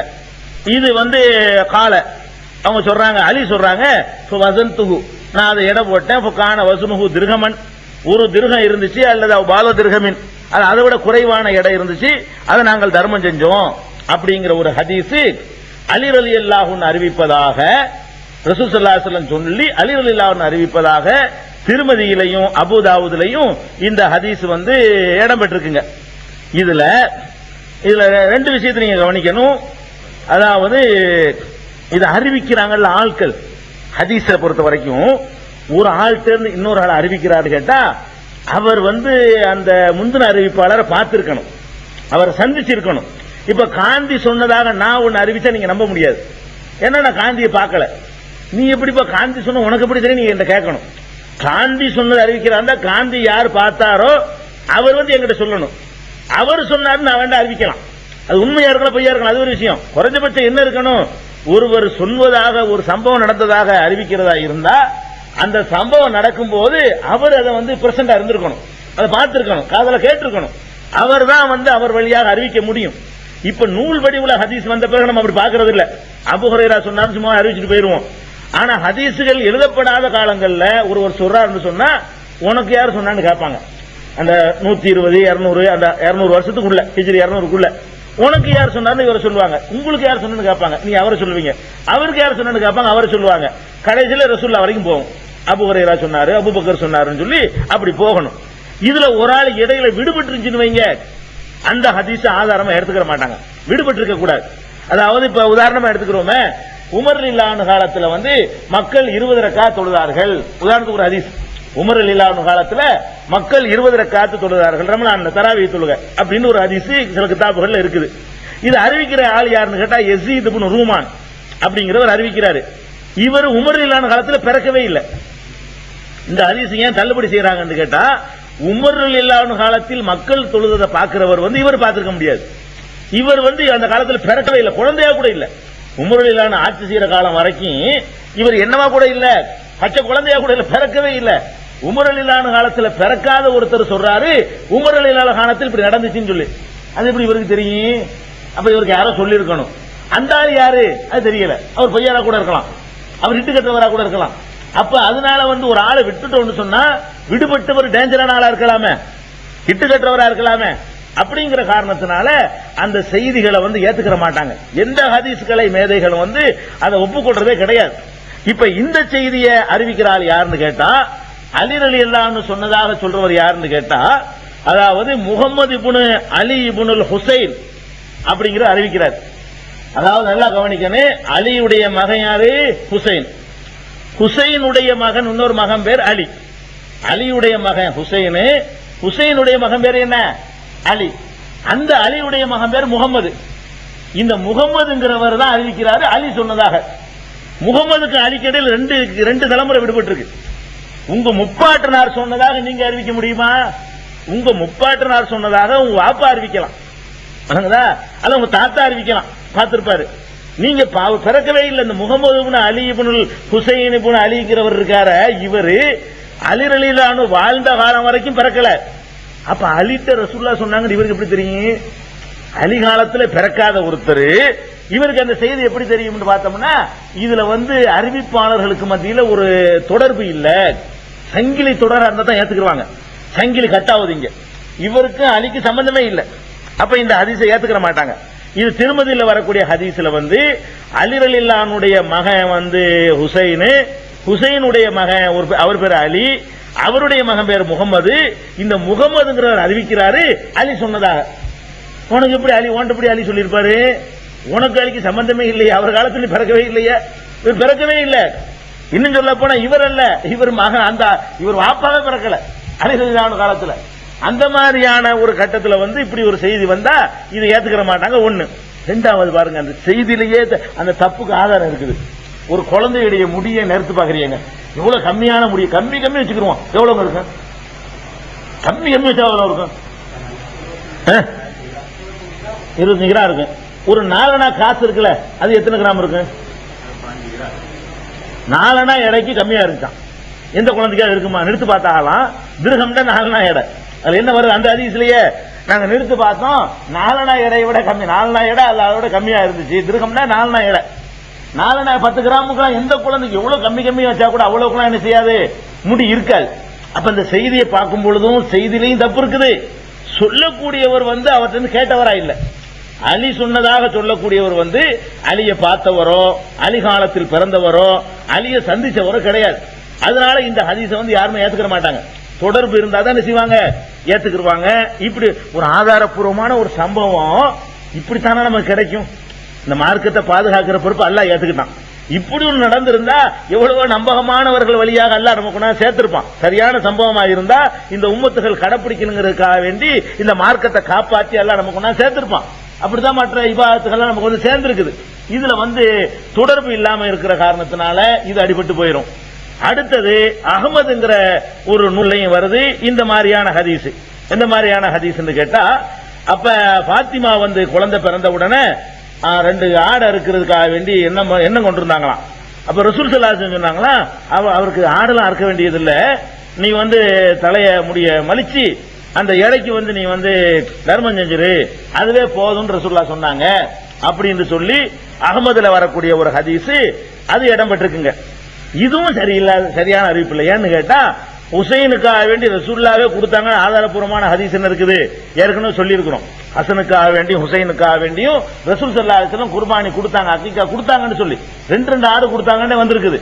அப்படி இருக்கக்கூடிய நேரத்தில் கொடுக்க வேணாம் ரசூலுல்லாஹ் தடுத்தாங்க. நீங்க வருது கொடுக்க வேணான்னு தடுத்து இது போதும்னாங்களாம். அதெல்லாம் வேண்டியதுல நீங்க தர்மம் செஞ்சா போதும். அந்த ஆதாரப்பூர்வமான செய்திக்கு மாற்றமாக இருக்கிறது ஒரு காரணம். இரண்டாவது இதை சொல்லக்கூடியவர் அப்துல்லாஹி பின் முகமது பின் அகீல் என்ற ஒரு அறிவிப்பாளர் தான் இதை அறிவிக்கிறார். இவர் யாருன்னு கேட்டா, இவர் நினைவாற்றல ரொம்ப மோசமான ஆள், ஞாபக சக்தி இல்லாத ஆள், மறந்துடுவார் அடிக்கடி. இந்த மாதிரியான ஒரு தகுதி உள்ளவர்னு சொல்லி எல்லா ஹதீஸ்களை மேதைகளும் நிராகரிக்கிறாங்க. அப்ப இந்த முடிய இறக்கி அந்த தர்மம் செய்யணும்னு வரக்கூடிய ஹதீஸ் இருக்க, இந்த அறிவிப்பும் சரியில்லாம இருக்குது. அதே மாதிரி பைஹக்கில இன்னொரு ஹதீஸ் இருக்குது. அதுல என்ன வருதுன்னு கேட்டா, இடையில அறிவிப்ப ஜாஃபர் இப்னு முஹம்மது இப்னு அலி அவர் அவங்க வாப்பா வழியாக அறிவிக்கிறார். அதாவது முதல்ல இந்த முகமது இப்னு அலி அறிவிச்சார அதே சரியில்லைங்கிறோம். இதுல என்ன வருதுன்னு கேட்டா, முகமதுடைய மகன் ஜாஃபர் அறிவிக்கிறார். ஜாஃபர் அலி சொன்னதை அறிவிக்கிறாரு. ஜாஃபருக்கு அலிக்கு இடையில 3 தலைமுறை இருக்குது. ஜாஃபருக்கு இந்த அலி ரலியல்லாஹு இடையில என்ன இருக்குது, 3 தலைமுறை இடையில ஓடி போய் இருக்குது. கண்டிப்பா இவர் எங்கேயுமே இருந்திருக்க மாட்டார். வாப்பா கூட பிறக்கலங்கிறோம். அலி ரலியல்லாஹு காலத்துல வாப்பாவை பிறக்கலங்கிறோம். இவர் அறிவிக்கிறார் அலி சொன்னதாக, ஜாஃபருங்கிறவர். அப்ப அது வந்து ஆதாரப்பூர்வமா ஏத்துக்கிற முடியாது. இது பைஹகி அவங்களே சொல்றாங்க ஃபீஹி இன்கிதாவுன், இதுல வந்து அறிவிப்பாளர் தொடர் அறுந்து போயிருக்குது, இதை எடுத்துக்கொள்ள கூடாது அப்படின்ட்டாங்க.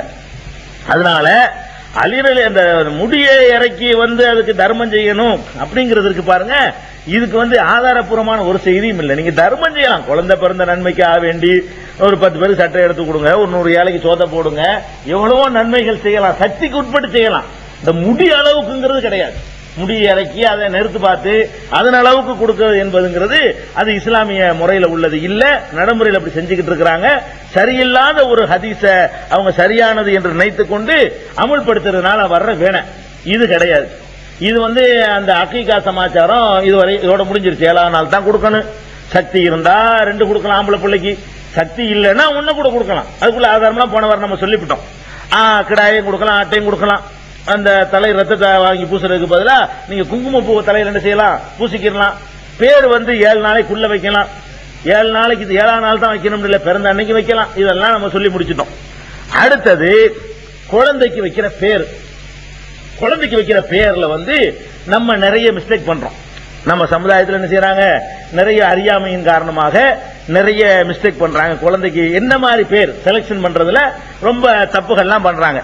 பெயர்களை பொறுத்த வரைக்கும் நம்ம எந்த மாதிரியாக பெயர்களை தேர்வு செய்யறது, எந்த மாதிரி பெயர்களை தவிர்க்கணும், அல்லது எந்த மாதிரி பெயர் இருந்தா மாத்தணும், எந்த மாதிரி பெயர் இருந்தா அதை அப்படி கண்டினியூ பண்ணணும் அப்படின்னு பார்க்கும் பொழுது பெருமானார் ஸல்லல்லாஹு அலைஹி வஸல்லமுடைய அவங்க வாழ்க்கையில அவங்க காலத்துல நீங்க பாத்தீங்கன்னா அவங்க ஒரு பேரை கண்டிப்பா மாத்தி வச்சிருக்காங்க.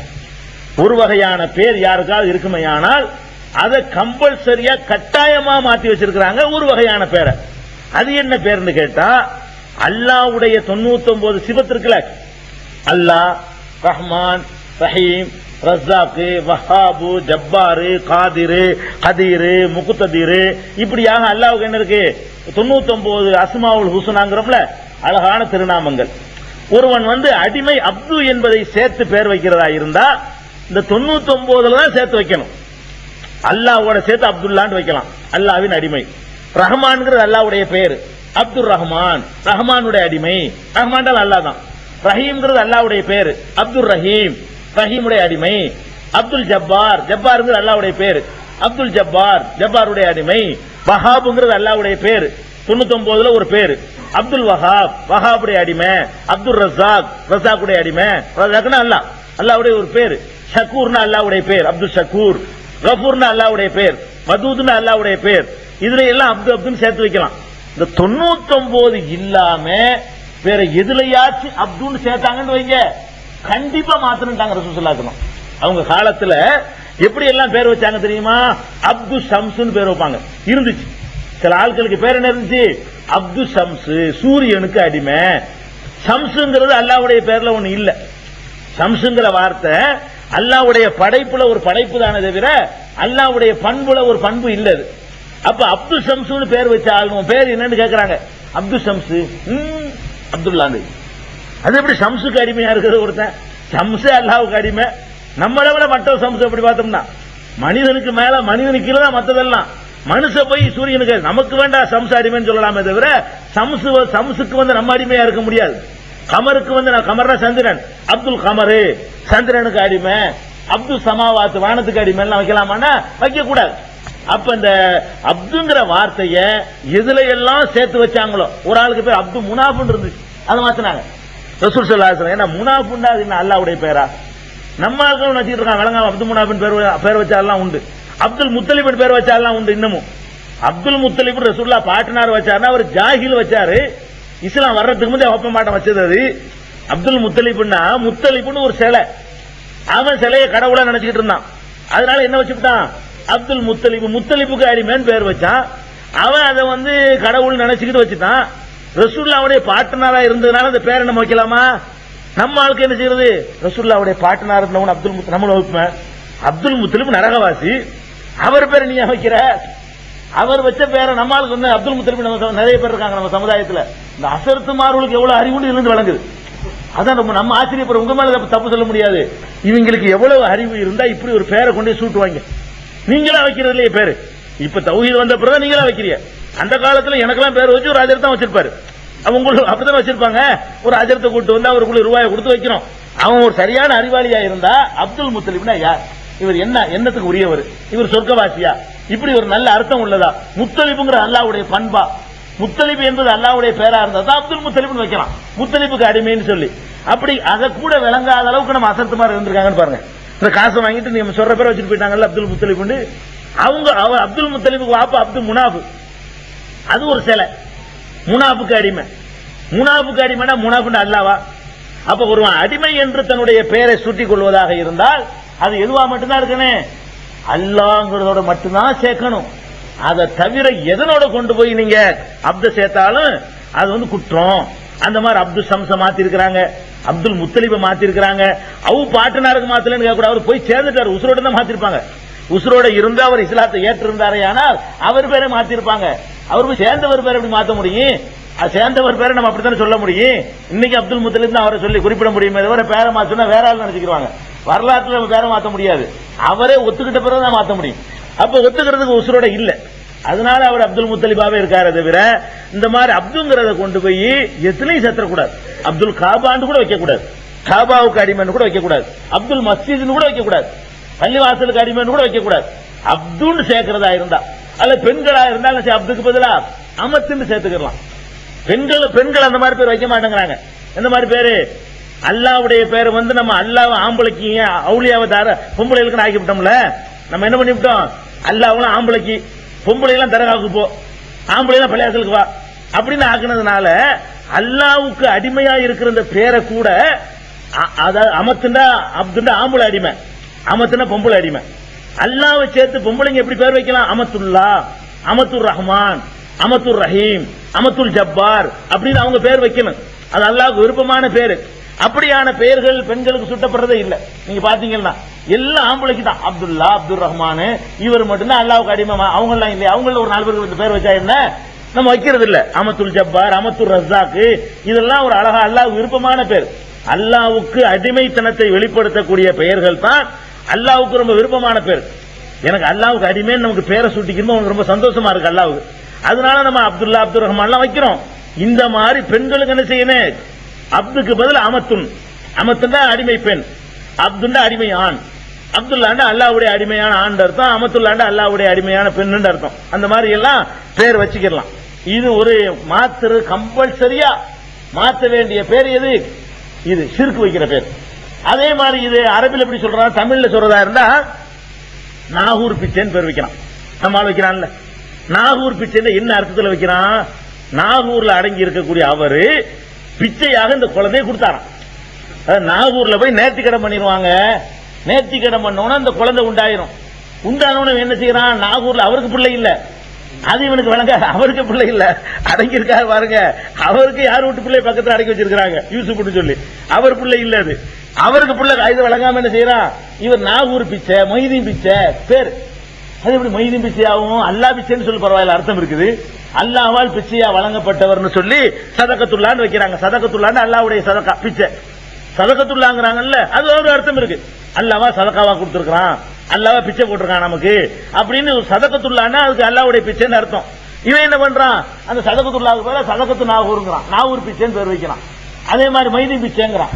அல்லது என்ன செய்யறான்? தாசன்கிற சேர்த்துக்கிறான். அந்த தாசன் இந்த தாசன் அப்படின்லாம் என்ன செய்யறான்? சேர்த்துக்கிறதெல்லாம் பாக்குறோம். தாசன் அடிமைன்னு அர்த்தம், நபிதாசன் வைக்கிறான். இந்த மாதிரி எல்லாம் பேர் வைக்கக்கூடிய ஆட்கள்லாம் இருக்கிறாங்க. இன்னும் சில பேர் இருக்கிறாங்க ரசூலுல்லாஹ்வுடைய பேரோட சேர்த்து அப்துல் முகமது பேரு. இந்த கூத்தாண்டு பார்த்த தஞ்சாவூர் ஜில்லாவில போனீங்கன்னா அப்துல் முகமது நிறைய இருக்கும். ரசூலுல்லாஹ்வே தன்னை அப்துன்னு சொல்றாங்க கலிமாவுல. நம்ம கலிமா சொல்லும் போது அஷ்ஹது அன்ன முஹம்மதன் அப்துஹு, முகமது வந்து அல்லாஹ்வுடைய அப்துன்னு நம்ம சொல்லிக்கிட்டு இருக்கிறோம். கலிமா சொல்லணும், அப்படி சொன்னதான் முஸ்லீம் ஆவான் ஒருத்தன். அப்ப அஷ்ஹது அன்ன முஹம்மதன் அப்துஹுன்னு ஒரு பக்கம் சொல்லிக்கிட்டு குழந்தைக்கு பேர் வைக்கிறான் அப்துல் முகமது. ஏன்னா முகமது அல்லாவா? அல்லாஹ்வுடைய 99 பேர்ல முகமது ஒண்ணா இல்ல. முகமதுன்னா ரசூலுல்லாஹ் தான் குறிக்கும். ரசூலுல்லாஹ்வுடைய ஒரு கலீல்னு வச்சுக்க, ஒரு நண்பர்னு வச்சுக்க, ஹபீப் முகமதுன்னு வச்சுக்க அர்த்தம் இருக்குது. முகமது நேசிக்க கூடியவன், அதெல்லாம் தப்பு இல்ல. அப்துல் முகமது எப்படி வைப்ப? முகமதுக்கு எப்படி நீ அடிமையா இருப்ப? இது வழங்க மாட்டேங்குது. இதே அசர் தான் வைக்கிறார். இந்த நாகூர் பிச்சையை வச்சவர் அசர்த்து தான். அதே மாதிரி மைதீன் பிச்சை வைக்கிறவர் இவரா தான் இருக்காரு. அதே மாதிரி அப்துல் முகமது பேர் வைக்கிறவரு அசர்தா தான் இருக்காரு. அப்ப இந்த மாதிரியான ஷிர்க்குடைய பெயர்கள் சுருக்கி சொல்ல போனா அல்லாஹ்வுக்கு இணை வைக்கிற பெயர்கள் இருக்குமையானால் அது அடிமை தாசன் அந்த மாதிரி சேர்த்து வச்சோம்னு சொன்னா அதை உடனடி இமீடியட்டா என்ன செய்யணும், மாத்தணும். அதோட ரசூல் ஸல்லல்லாஹு அலைஹி வஸல்லம் சொல்றாங்க, பேர்லயே அல்லாஹ்வுக்கு ரொம்ப ரொம்ப ரொம்ப ரொம்ப வெறுப்பான பேர் எதுன்னு கேட்டா மலிக்குல் அம்லாக், மன்னருக்கு மன்னன், அரசருக்கு அரசன் அப்படின்னு பேர் வைக்கிறான இவன் தான் மகா கெட்ட பேர் படைச்சவன் என்று ரசூல் ஸல்லல்லாஹு அலைஹி வஸல்லம் சொல்றாங்க. அப்ப மன்னருக்கு மன்னர், அரசருக்கு அரசர், மலிக்குல் அம்லாக் எல்லாம் என்ன செய்யக்கூடாது, பேர் வைக்க கூடாது. ஆனா இவன் சாகுல் அமீதுன்னு பேர் வைக்கிறானே அதுக்கு அதான் அர்த்தம். ஆமா, விளங்காம வச்சுக்கிட்டு இருக்கிறான். பேர் என்ன சாகுல், என்னடா சாகுல் ஹமீது. சாகுல் ஹமீது என்னப்பா அர்த்தம்? ஹமீதுன்னா அல்லாஹ், ஹமீதுன்னா அல்லாஹ்வுடைய பேர்ல ஒரு பேரு. ஷாகுன்னா ராஜா, ஹமீதுக்கு ராஜா, அல்லாஹ்வுக்கு ராஜாவாய் வரும். அடப்பாவி, அல்லாஹ்வுக்கு அடிமையா இருக்கக்கூடிய நீ அல்லாஹ்வுக்கு அரசன் பேர் வைக்கலாமா? சாகுல் ஹமீதுக்கு அது அர்த்தம் அல்லாஹ்வுக்கு எவ்வளவு கடுப்பா இருக்கு. மன்னருக்கு மன்னருங்கிறதே ரொம்ப கோபம் வருதுன்னு சொன்னா நீ அல்லாஹ்வுக்கு ராஜான்னு பேர் வைக்கிறிய, என்ன என்ன அர்த்தத்தில் வைக்கிறது? அந்த பேரை சூட்டினவன் எவன்? ஒரு மூளை உள்ள ஒருத்தன் சுட்டிருப்பானா? அவருக்கு பேர் சாகுல் ஹமீது இல்ல, அவர் பேர் அப்துல் காதிர். நாகூர்ல அடங்கி இருக்கிறார், அவர் பேர் சாகுல் ஹமீதா? அவர் பேர் அப்துல் காதிர். நாகூர்ல அடங்கி இருக்கிறாருங்கிறாங்க, அவர் பேர் அப்துல் சாகுல் ஹமீது கிடையாது. இவங்க அவருக்கு வச்ச பேரு சாகுல் ஹமீது, அதையே அவர் பேர் நினைச்சுக்கிட்டே என்ன செய்யறான், இவன் அந்த பேரை வச்சுக்கிட்டு இருக்கிறான். சாகுல் ஹமீது. சாகுன்னா உங்களுக்கு தெரியலங்க, சாகுன்னா என்னங்க? ஷாஹ் ஜஹான், ஜஹான்னா உலகம், ஷாஹ் ஜஹான்னா உலகத்துக்கு அரசன் அர்த்தம். ஷாஜஹான் சொல்றீங்கல்ல, ஷாஜஹான்னா சாண்டா அரசன் அர்த்தம். அப்ப அதே மாதிரி சாகுல் ஹமீதுனா ஹமீதுக்கு ஷா மன்னர் ராஜா. அப்ப பாதுஷாண்டாலும் ஷாண்டு சொன்னாலும் ராஜான்னு அர்த்தம். அப்ப அல்லாஹ்வுக்கு ராஜான்னு பேர் வைக்கிற அல்லாஹ் நீங்க உண்டு. அப்துல் ஹமீது மாத்திக்கிறங்க. யாருக்கா சாகுல் ஹமீது இருந்தா ஷாஹ் இடத்துல எதை போட்டுக்கிறங்க, அப்த போட்டுக்கிறங்க. ஹமீதுக்கு நீங்க ராஜாவா இருக்க முடியாது, அவனுக்கு அப்தா தான் இருக்க முடியும், அவனுக்கு அடிமையா இருக்க முடியுமே தவிர அவனுக்கு யார் ராஜாவா இருக்க முடியாது. அதனால சாகுல் ஹமீது பேர் இருந்தா பயங்கர அல்லாஹ் கடும் கோபம் உண்டாகக்கூடிய பேர் அது. உடனே அப்துல் ஹமீது என்ன செஞ்சுக்கிறேன், மாத்திக்கிறணும். இது இது மாதிரியான பெயர்கள் தவிர்ப்பது அவசியம். இன்னும் சில பெயர்கள் இருக்கிறது தவிர்ப்பது நல்லது, வச்சா அவனுக்கு குற்றம் கிடையாது. என்ன பேரை கண்டிப்பா தவிர்க்கணும், அல்லாஹ்வுக்கு போட்டி போடக்கூடிய பெயர்களா இருக்குமேயானால் அல்லாஹ்வுக்கு அடிமையா இருக்கக்கூடிய ஒரு மனிதனை வேற மனுஷனுக்கோ அல்லது வேற பொருள்களுக்கோ வேற சக்திகளுக்கோ, லாத்து உஸ்ஸா மனாத்து அப்படி எல்லாம் இருக்கு சிலைகள் வச்சிருந்தாங்க, அதுகளுக்கோ அடிமைன்னு சொல்லி சேர்த்து பெயர் வச்சார்களேயானால் அந்த பெயர்கள் கட்டாயம் மாற்ற வேண்டிய பெயர்கள், கண்டிப்பா மாற்றணும். ஒரே ஒரு அளவுகள், அதெல்லாம் நான் ஒரு பிச்சை எல்லாமே வந்துருது. இன்னொரு பேர் என்னன்னு கேட்டா அதன் கருத்து ஒரு கேலிக்குரியதா இருக்குது, ஒரு அசிங்கமா இருக்குது, அடுத்த ஆட்கள் அந்து பண்ற மாதிரி இருக்குது. இந்த மாதிரி பேரா இருந்தா தவிர்ப்பது நல்லது. அதனுடைய அல்லாஹ்வுக்கு இணை வைக்கிற மாதிரி இல்ல, ஆனா என்ன இருக்குது, ஒரு நல்ல ஒரு அழகான ஒரு மன நிறைவு தரக்கூடிய பேராக இல்ல. அப்படிப்பட்ட உதாரணமா எடுத்துக்கிறீங்களேன், ஒரு ஆளுக்கு என்னன்னு பேருன்னு கேட்கிறாங்க, அவர் சொல்றாரு முர்ருங்கிறாரு. முர்ருன்னா கசப்பு. இது ஒரு பேரா கேட்கிறாங்க. இதை செஞ்சா பாவம் ஒண்ணும் கிடையாது, இதை செஞ்சா பாவம் கிடையாது, இது ஒரு பேரா, நீ நல்ல பேரை வச்சுக்கிற வேண்டியதானே அப்படின்னு ரசூலுல்லாஹ் சொன்ன உடனே அவர் அந்த மாதிரி பேரை செஞ்சுக்கிட்டாரு, மாத்திக்கிட்டாரு. அப்ப இந்த மாதிரியான ஒரு பேர், இன்னொருத்தருக்கு பேர் ஆசி, பாவி, குற்றவாளி அப்படின்னு சொல்லி தன்னைத்தானே பாவின்னு சொல்லிக்க கூடாது, தன்னைத்தானே பரிசுத்தவான்னு சொல்லிக்க கூடாது. இஸ்லாத்துல தன்னைத்தானே பாவின்னு சொல்றது தப்பு. அப்ப பாவின்னு ஒரு ஆளுக்கு பேரு என்ன, பாவி வேற பேர் உனக்கு கிடைக்கலையா, இது மாத்திக்க அப்படிங்கிறாங்க. இந்த மாதிரி ஒரு ஒரு அசிங்கமான ஒரு அருவருப்பான அர்த்தம் தரக்கூடிய பெயர்களா இருந்தால் ரசூல் ஸல்லல்லாஹு அலைஹி வஸல்லம் மாற்றி வச்சிருக்கிறாங்க. அது கட்டாயம் நீங்க விளங்கிட கூடாது. ஏன் கட்டாயம் விளங்க கூடாதுன்னு சொல்றேன்னு கேட்டா, அப்படி எல்லாத்துக்கும் மாத்தல, எத்தனையோ பேருக்கு நல்ல அர்த்தம் இல்லாம இருந்து மாத்தாம விட்டுருக்காங்க, மாத்தாம ரசூல் ஸல்லல்லாஹு அலைஹி வஸல்லம் விட்டுருக்காங்க. அதுக்கு சான்றா பாக்குறாருந்தா ரசூலுல்லாஹ்வுடைய பெரிய அப்பா அப்பாஸ் தெரியுமில்ல, அப்பாஸ், அப்பாஸுக்கு என்ன அர்த்தம், அப்பாஸுக்கு அர்த்தம் தெரியுமா உங்களுக்கு? அப்பாஸ்னா அந்த கட்டுக்கட்டுப்பானவர் அர்த்தம், இப்படி பயங்கரமா கெல்லுங்குள் ஒடிக்குமா மூஞ்சில, அந்த மூஞ்சி உள்ளவருக்கு பேர் தான் என்னது, அப்பாஸ். அப்பாஸ்னா மூஞ்சி எப்போது கட்டுக்கடுப்பா வைத்துக் கொண்டிருக்கக்கூடியவர். இப்படி அவருக்கு பேரை வச்சுட்டாங்க, அப்பாஸ் அவருக்கு அவங்க பேர் வச்சுட்டாங்க. ரசூல் ஸல்லல்லாஹு அலைஹி வஸல்லம் மாத்தல, கட்டாயமா மாத்திருப்பாங்க. இந்த அப்துல் ஷம்சு மாதிரி அப்துல் காபா மாதிரி இருந்தா அப்பவே மாத்தி விட்டுருப்பாங்க. இது ஒரு அட்வைஸா சொன்னதுனாலதான் அப்பாஸ்ங்கிறவர் கடைசி வரைக்கும் அப்பாஸா இருந்தார். இந்த அப்பாஸ்ங்கிற வேற ஆளுக்கா இருந்தார் ரசூலுல்லாஹ் தெரியாதுன்னு சொல்லிவிடலாம். அப்பாஸ் தெரியாம இருக்குமா? ரசூலுல்லாஹ் பெரியத்தாவுடைய பேரை ரசூலுல்லாஹ்வுக்கு தெரியாம இருக்குமா? அவங்க பெரியத்தாவா இருந்துகிட்ட அவருடைய பேரை பார்த்தா நல்ல அர்த்தமா இல்ல. மூஞ்சி சிரிச்ச முகத்துடைய நல்ல அர்த்தமா நல்லா இருக்கு, அழகான மாத்தி இருக்கலாம்.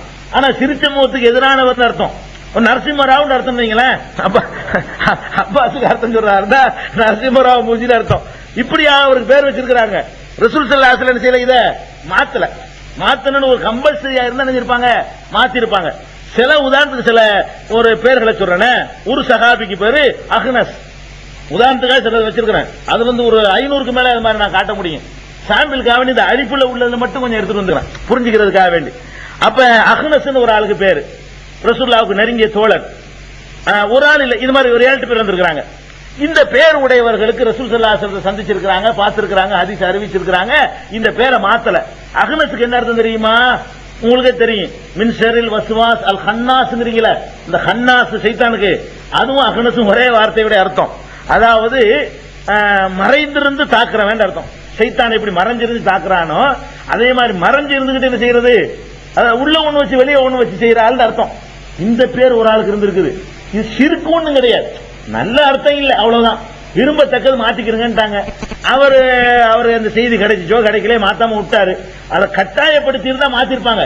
இந்த அப்துல் மாதிரி இருந்துச்சுன்னு வைங்க, அது கம்பல்சரியா மாத்தி இருக்கிறாங்க. இந்த மாதிரியான பேர்லாம் இருந்திருக்காங்க. அதே மாதிரி அஹ்ரம் ஒரு சகாபிக்கு பேர் அஹ்ரம். அஹ்ரம்னா என்ன அர்த்தம் கேட்டா, ஏதாவது ஒரு உறுப்பு வெட்டுப்பட்டவர் அர்த்தம். ஆனா எந்த உறுப்பு வெட்டுப்படல, அவருக்கு நல்லதான் இருந்துச்சு. அது நல்லா இருக்கிற ஆளுக்கு என்ன பண்ணிவிட்டாங்க, அஹ்ரம்னு பேர் வச்சுட்டாங்க. உறுப்பு இழந்தவர், உறுப்பு இழந்தவர் ஒரு நல்ல அர்த்தமா? இது ஒரு அழகான அர்த்தமா? இது புரிய நல்ல தத்துவம் இருக்கு, அதுல ஒண்ணும் கிடையாது. ஆனா இதை மாத்தல, வச்சுட்டு போறாரு விட்டாங்க. ரசூல் ஸல்லல்லாஹு அலைஹி வஸல்லம் மாத்தல, கடைசி வரைக்கும் இவர் இருந்தாரு. அதே மாதிரி ஒரு ஆளுக்கு பேர் அஹ்மர். அஹ்மர்னா என்ன? செவந்தவர்னு அர்த்தம். கலரை கொண்டல்லாம பேர் வைக்கிறது, செவந்தவர் கற்பர்னு சொல்லி வச்சிருந்திருக்காங்க. அஹ்மர்ங்கிற பேர்ல சஹாபாக்கள் இருந்திருக்காங்க, அவர்கள் பேரை மாத்தல. இன்னொரு இன்னும் சில சஹாபாக்களுக்கு பேரு அபியல், வெள்ளையன் வச்சுக்கலாம். வெள்ளையன் ஒரு ஆளுக்கு பேரு. வெள்ளையன்கிறது மாத்தல, இருந்துட்டு போகுது, வெள்ளையன் இருந்துட்டு போகுது, அதனால என்ன அப்படின்னு விட்டாங்க. ஆனா இதெல்லாம் ஒரு பெரிய தத்துவத்தை சொல்லல. வெள்ளையா இருந்தா என்ன, கருப்பா இருந்தா என்ன, அதுல ஒரு பெரிய சிறப்பு இருக்கா? ஒண்ணும் கிடையாது. இதாச்சும் பரவாயில்ல. ஒரு ஆளுக்கு அஸ்வதுன்னு பேர், கருப்பர்னு பேரு, பேரே அஸ்வது. ஒரு ஆளுக்கு இல்ல, அஸ்வதுங்கிற பேர்ல 30க்கும் மேற்பட்ட சஹாபாக்கள் இருக்காங்க. அஸ்வதுங்கிற பேர்ல 30க்கும் மேற்பட்ட சஹாபாக்கள் இருக்காங்க. அஸ்வதுக்கு என்ன அர்த்தம்? கருப்பன் அப்படின்னு அர்த்தம். பேரே கருப்பன் வச்சிருக்காங்க, அதுவும் மிக கருப்பன் அர்த்தம். அப்படி பேரே வச்சிருந்திருக்காங்க. ரசூல் ஸல்லல்லாஹு அலைஹி வஸல்லம் மாத்தல. ஆனால் இதெல்லாம் மாத்துவது நல்ல. ஒரு ஆள் வந்தாரு, என்னப்பா அவன் பேரு? அஸ்வதா அபியல்னு மாத்திக்க, வெள்ளைன்னு மாத்திக்கவேன் அப்படின்னு மாத்திருக்காங்க. ஆனால் இது கம்பல்சரியான மாற்றதா இருந்தா எல்லாருக்கும் மாத்திருப்பாங்க. அந்த ஒரே ஒரு ஆளுக்கு மாத்தினாங்களே தவிர மீதி பேர்லாம் அஸ்வதாவா தான் இருந்தாங்க, மீதி பேர்லாம் மாத்தல. அப்ப இந்த மாற்றங்கள் எல்லாம் மாத்தினா சிறப்பு, மாத்தலையா விடுங்க, அது மாதிரி உள்ளதான். பெரிய இந்த மாதிரி அசிங்கமான அர்த்தம் நல்ல தத்துவத்துக்காக மாத்துறது கட்டாயம் கிடையாது. ஆனா ஷிர்க் மாத்தி ஆகணும். அல்லாஹ்வுக்கு போட்டியா வரக்கூடியது, அல்லாஹ் மார்க்கத்தின் அகீதாவை கொள்கையை பாதிக்கிற மாதிரி பேரா இருந்தால் அதை மாத்தி தான் ஆகணும். அதே மாதிரி மிருகங்கள் பேர்லாம் மனுஷன் வைக்கலாமா? அசதுன்ற பேர், சிங்கம்ன்ற பேர் வச்சிருந்திருக்காங்க. சஹாபாக்கள் காலத்தில் சில ஆட்களுக்கு பேர் என்னது, சிங்கம்ன்ற ஒரு மனுஷனுக்கு பேர். ரசூலுல்லாஹ்வுடைய வளர்ப்பு மகனாக கருதப்பட்ட ஸைத் இருக்காங்களே, அவங்களுடைய மகன் உசாமா. உசாமான சிங்க குட்டின்னு அர்த்தம். உசாமா பின் லாடன் இருக்காருங்க, உசாமாக்கு என்ன அர்த்தம்? சிங்க குட்டி. ரசூலுல்லாஹ்வுக்கு ரொம்ப விருப்பமான ஒரு குழந்தை யாரு? உசாமா. அப்ப அந்த உசாமாங்கிற பேரை சூட்டினது ரசூல் ஸல்லல்லாஹு அலைஹி வஸல்லம் தான். அப்ப அவங்க வாயினால உசாமான்னு சுட்டிருக்காங்க, ஒரு மிருகத்து பேர் தான். அதெல்லாம் தப்பு கிடையாது. இதெல்லாம் கொள்கையை பாதிக்க கூடாது, பேர்ல கொள்கை பாதிக்கிற மாதிரி வந்துடக்கூடாது.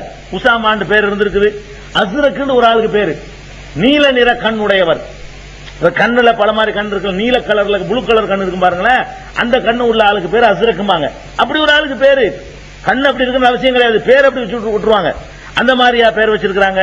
கைதின்னு ஒரு ஆளுக்கு பேர் அசீர், சஹாபிக்கு பேர். சஹாபி பேர் நான் சொல்றேன், இதெல்லாம் ரசூலுல்லாஹ் காலத்துல இருந்து ரசூலுல்லாஹ் கேள்விப்பட்டு அவங்க தடுக்காம விட்ட பேர்கள். அசீர்னா கைதி. கைதினா என்ன? இது நல்ல ஒரு தத்துவமா? ஒரு தத்துவம் இல்ல. போயிட்டு போய் கைதி, அல்லாஹ் கைதி வச்சுட்டு போவோம், வளையிட்டு போயிட வேண்டியதான், அல்லாஹ் கைதி நினைச்சிட்டு போயிட வேண்டியதான். இப்படி நினைச்சிட்டு விட்டாங்க. அதே மாதிரி ஆரஜ், நொண்டின்னு பேர் ஒரு ஆளுக்கு. ஆரஜ்னா என்ன அர்த்தம்? நொண்டி. குர்ஆன்ல ஒரு லைஸா அலல் ஆமா ஹரஜுன் வலா அலல் ஆரஜ் ஹரஜுன், ஆரஜன நொண்டி, நொண்டியின் மீது குற்றம் இல்லைன்னு வரும் குர்ஆன்ல.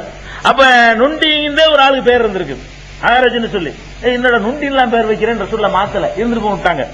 அதே மாதிரி வந்து அக்ரன்னா வழுக்கத்தலை, குழந்தையா இருக்கும் வழுக்கத்தலை பேர் வைக்கலாம் பாருங்க.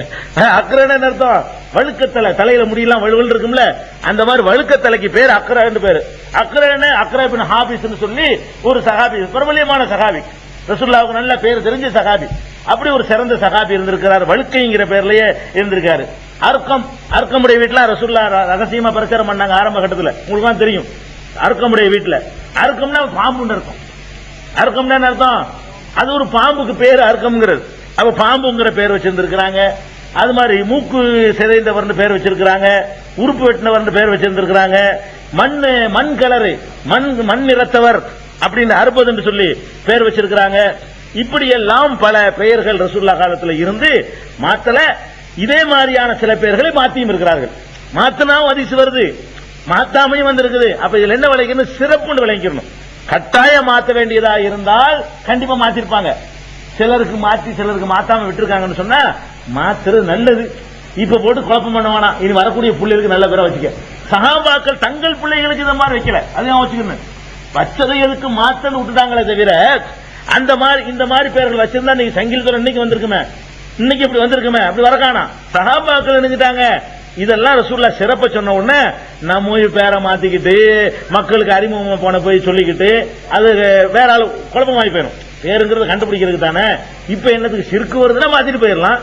அப்படி ஒண்ணு இல்லாத ஒண்ணு போட்டு மாத்திட்டு குழப்பம் உண்டாகன்னு நினைச்சு தங்களுடைய புள்ள குட்டிகளுக்கு நல்ல பேர் வச்சுக்கிட்டாங்க. அவங்களுடைய புள்ள குட்டிகளுக்கு வைக்கும்போது நபிமார்களுடைய பேரு அப்து அந்த மாதிரி சேர்த்து வச்சுக்கிட்டாங்க. நல்ல நல்ல அர்த்தமுள்ள பேரை வச்சுக்கிட்டாங்களே தவிர இந்த மாதிரியான பேர்களை தங்களுடைய வாரிசுகளுக்கு என்ன செய்யல. அது அப்பாஸ் இருந்தாரு, அவர் மகனுக்கு அப்துல்லான்னு தான் வச்சாரு. அழகான பேர் அப்துல்லா இப்னு அப்பாஸ் கேள்விப்படுறோம்ல. அப்பாஸ் அவர் பேர் நல்ல பேரா இருக்கா இல்லாம இருக்கலாம், அவர் மகனுக்கு நல்ல பேர் வச்சார்ல, அந்த மாதிரியாக வைத்துக் கொண்டார்கள். அதனால சஹாபாக்கள் ஏன் இந்த சிறப்பு செய்யலன்னு கேட்கக்கூடாது. 50 பேர் டோட்டலா ஒரு சமுதாயமே பேரை மாத்திக்கிட்டு யாரை கண்டுபிடிக்கிறது? புது பேர் சுட்டி ஒரு ஆள் தான் யாவும் சொல்லிவிடலாம். மொத்தத்தில் ஒரு பாதிக்கு மேல மாற்ற வேண்டி இருக்குது. அவ்வளவு ஒரு சைஸான பேர்களா இருக்குது. இந்த பேர்களை மொத்தத்துக்கு மாத்தி விட்டோம்னு சொன்னா யாரு வந்தா யார் ஒன்னும் கண்டுபிடிக்க இயலாது. அது மாதிரியான ஒரு காலகட்டத்தினால அதை விட்டுட்டாங்க. இது நம்ம விளங்கிக்கிறோம். இந்த மாதிரியான பேர்களை எல்லாம் நம்ம தவிர்த்துக் கொள்வது சிறப்பு. அர்த்தத்தை முதல் கேட்கணும். சாலிஹி நல்ல வச்சுக்க அப்படி சொல்லணும். நபிமார்கள் பேரா வச்சுக்கின்றலாம், அப்து சேர்ந்த பேரா வச்சுக்கின்றலாம், அல்லது நல்ல அழகான தியாகம் பண்ண முன்னோர்களுடைய பேரா வச்சுக்கன்னு சொல்லிவிடலாம். அடுத்த நாள் ஷிர்க் வந்து வைக்காதுன்றணும். ஷிர்க் குஃப்ர் வரக்கூடிய பெயர்களா இருந்தா வைக்க கூடாதுன்றணும். இது வந்து பெயர் சூட்டுறதுல உள்ள முக்கியமான ஒரு அளவுகள்.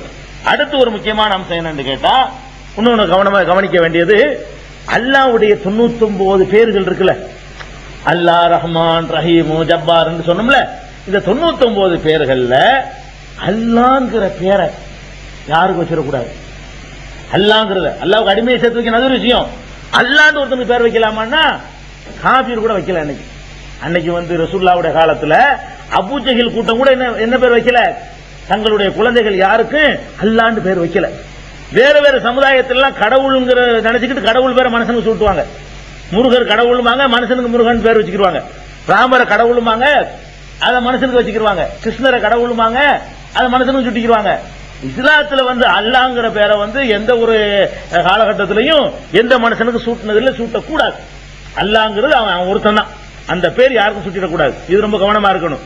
அதே மாதிரி அல்லாஹ்வுடைய 99 சிபத்துகளை பொறுத்த வரைக்கும் ரஹ்மான் இருக்குல்ல, ரஹ்மானை தவிர மற்ற எந்த சிவத்தை வேண்டுமானாலும் மனிதர்கள் வந்து சூட்டிக் கொள்ளலாம்.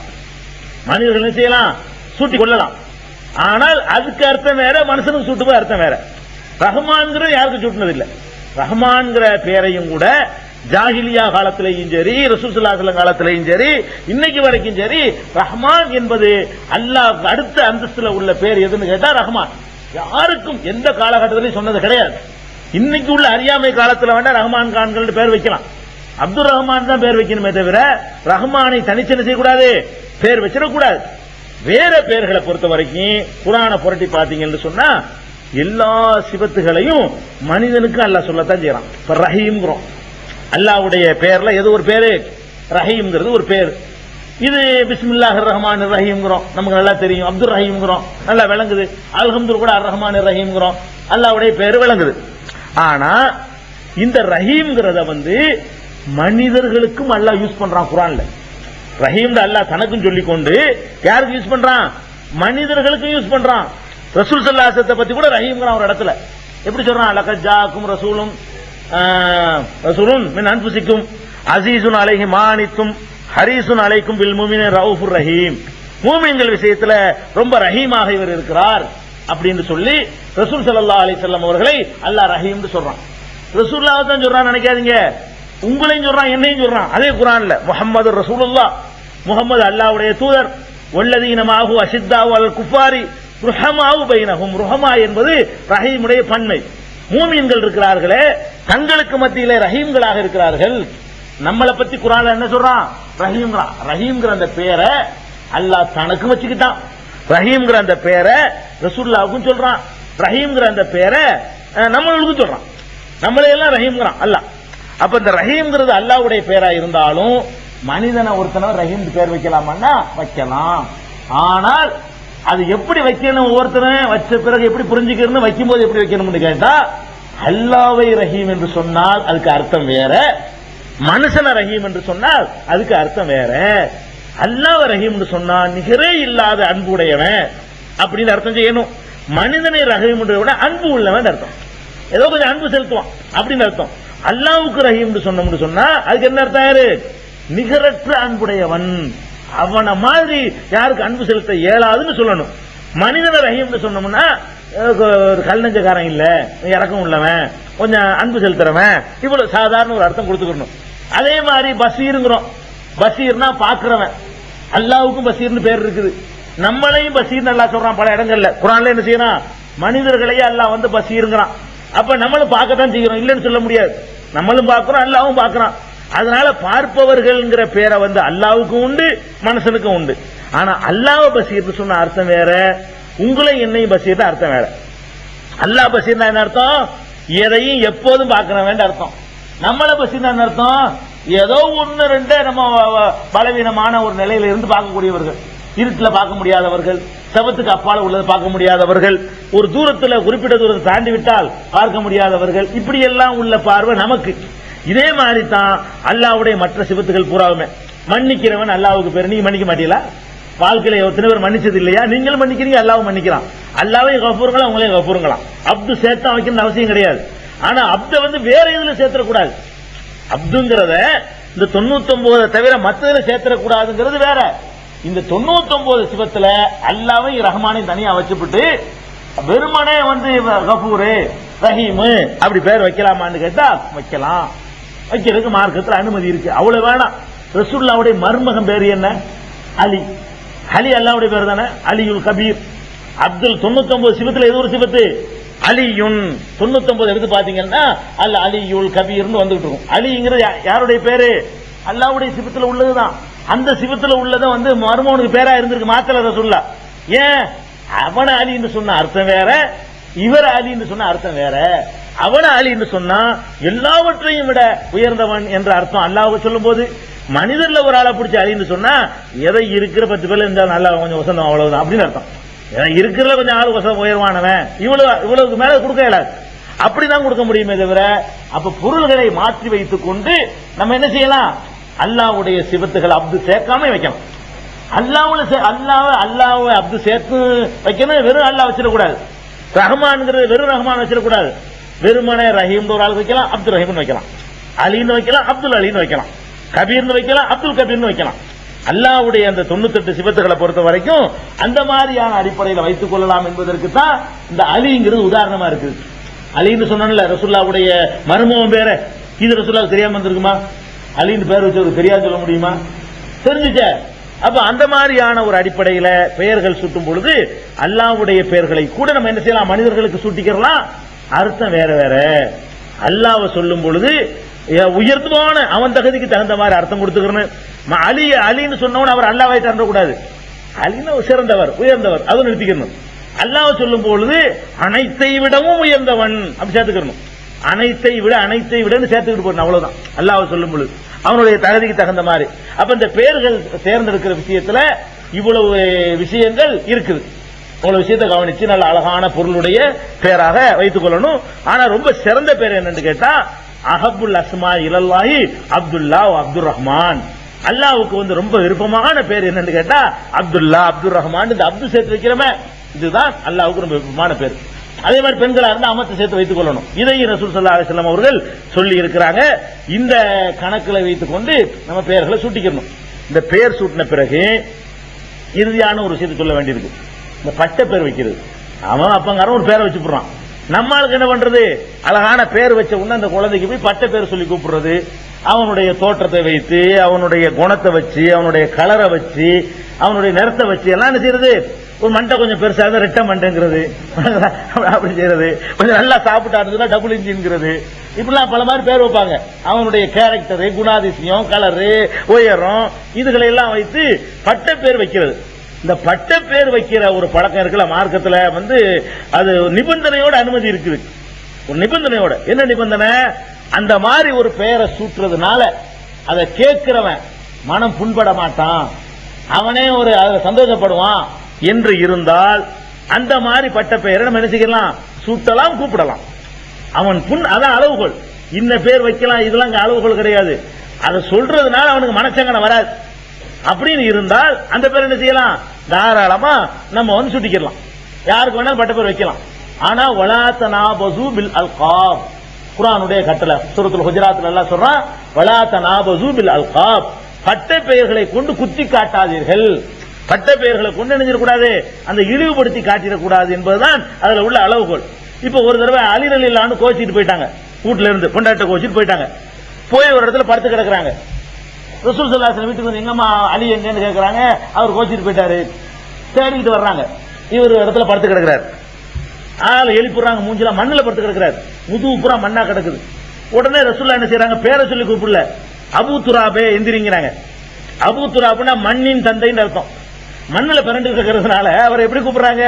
அலின்னு கூப்பிடாம அபூ துராப், மண்ணுக்கு வாப்பான்னு அர்த்தம். அப்புண்டா வாப்பா, துராப்னா மண்ணு, மண்ணுக்கு அப்பன், மண்ணப்பன் சொல்லிக்கலாம். மண்ணப்பனே எழுந்திருங்கிறாங்க.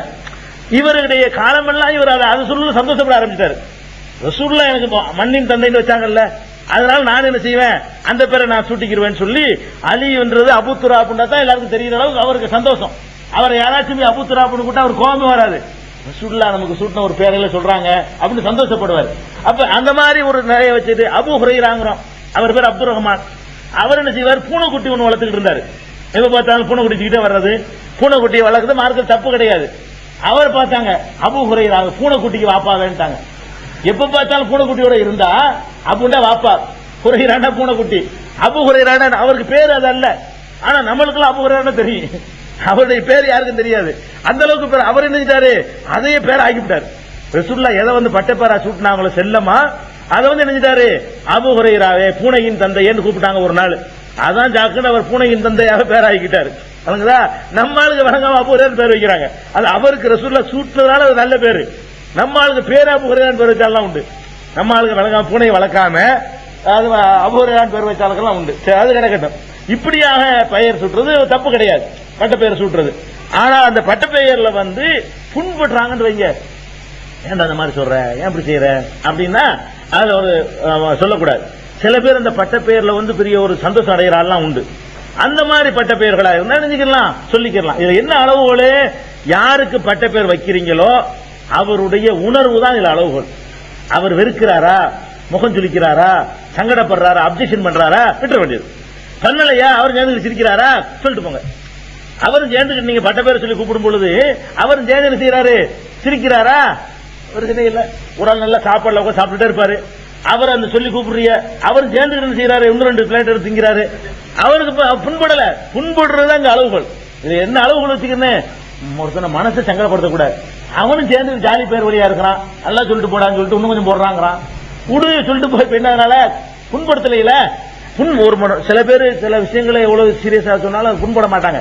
சில பேர் வந்து தாங்கிக்கிற மாட்டாங்க. இப்படி சொல்லிவிட்டானே, என்னை குட்டையன் தானே, என்னை நெட்டையன் தானே, என்னை கற்பன் தானே, என்னை வந்து முட்டாள் தானே, இப்படியே ஏதாவது ஒண்ணு சொல்லிக்கிட்டு அப்படி சொன்னாங்கன்னா எனக்கு அதை விட்டுறணும். அது மாதிரி பேர்களை நாம தவிர்த்துக் கொள்வது நல்லது. புண்பட மாட்டாங்கன்னு சொன்னா அது மாதிரி சொல்லிக்கலாம். இதான் பெயர்களை பற்றி உள்ள குழந்தை வளர்ப்புல உள்ள பெயர் சூற்ற சம்பந்தப்பட்ட விஷயங்களும் குழந்தை பிறந்தவன செய்ய வேண்டிய விஷயங்களை நம்ம சொல்லி இருக்கிறோம். அல்லாஹ் இதை புரிந்து நடக்கக்கூடியவர்களாக நம்மை ஆக்கி அருள் புரிவானாக. சில முக்கியமான அறிவிப்பு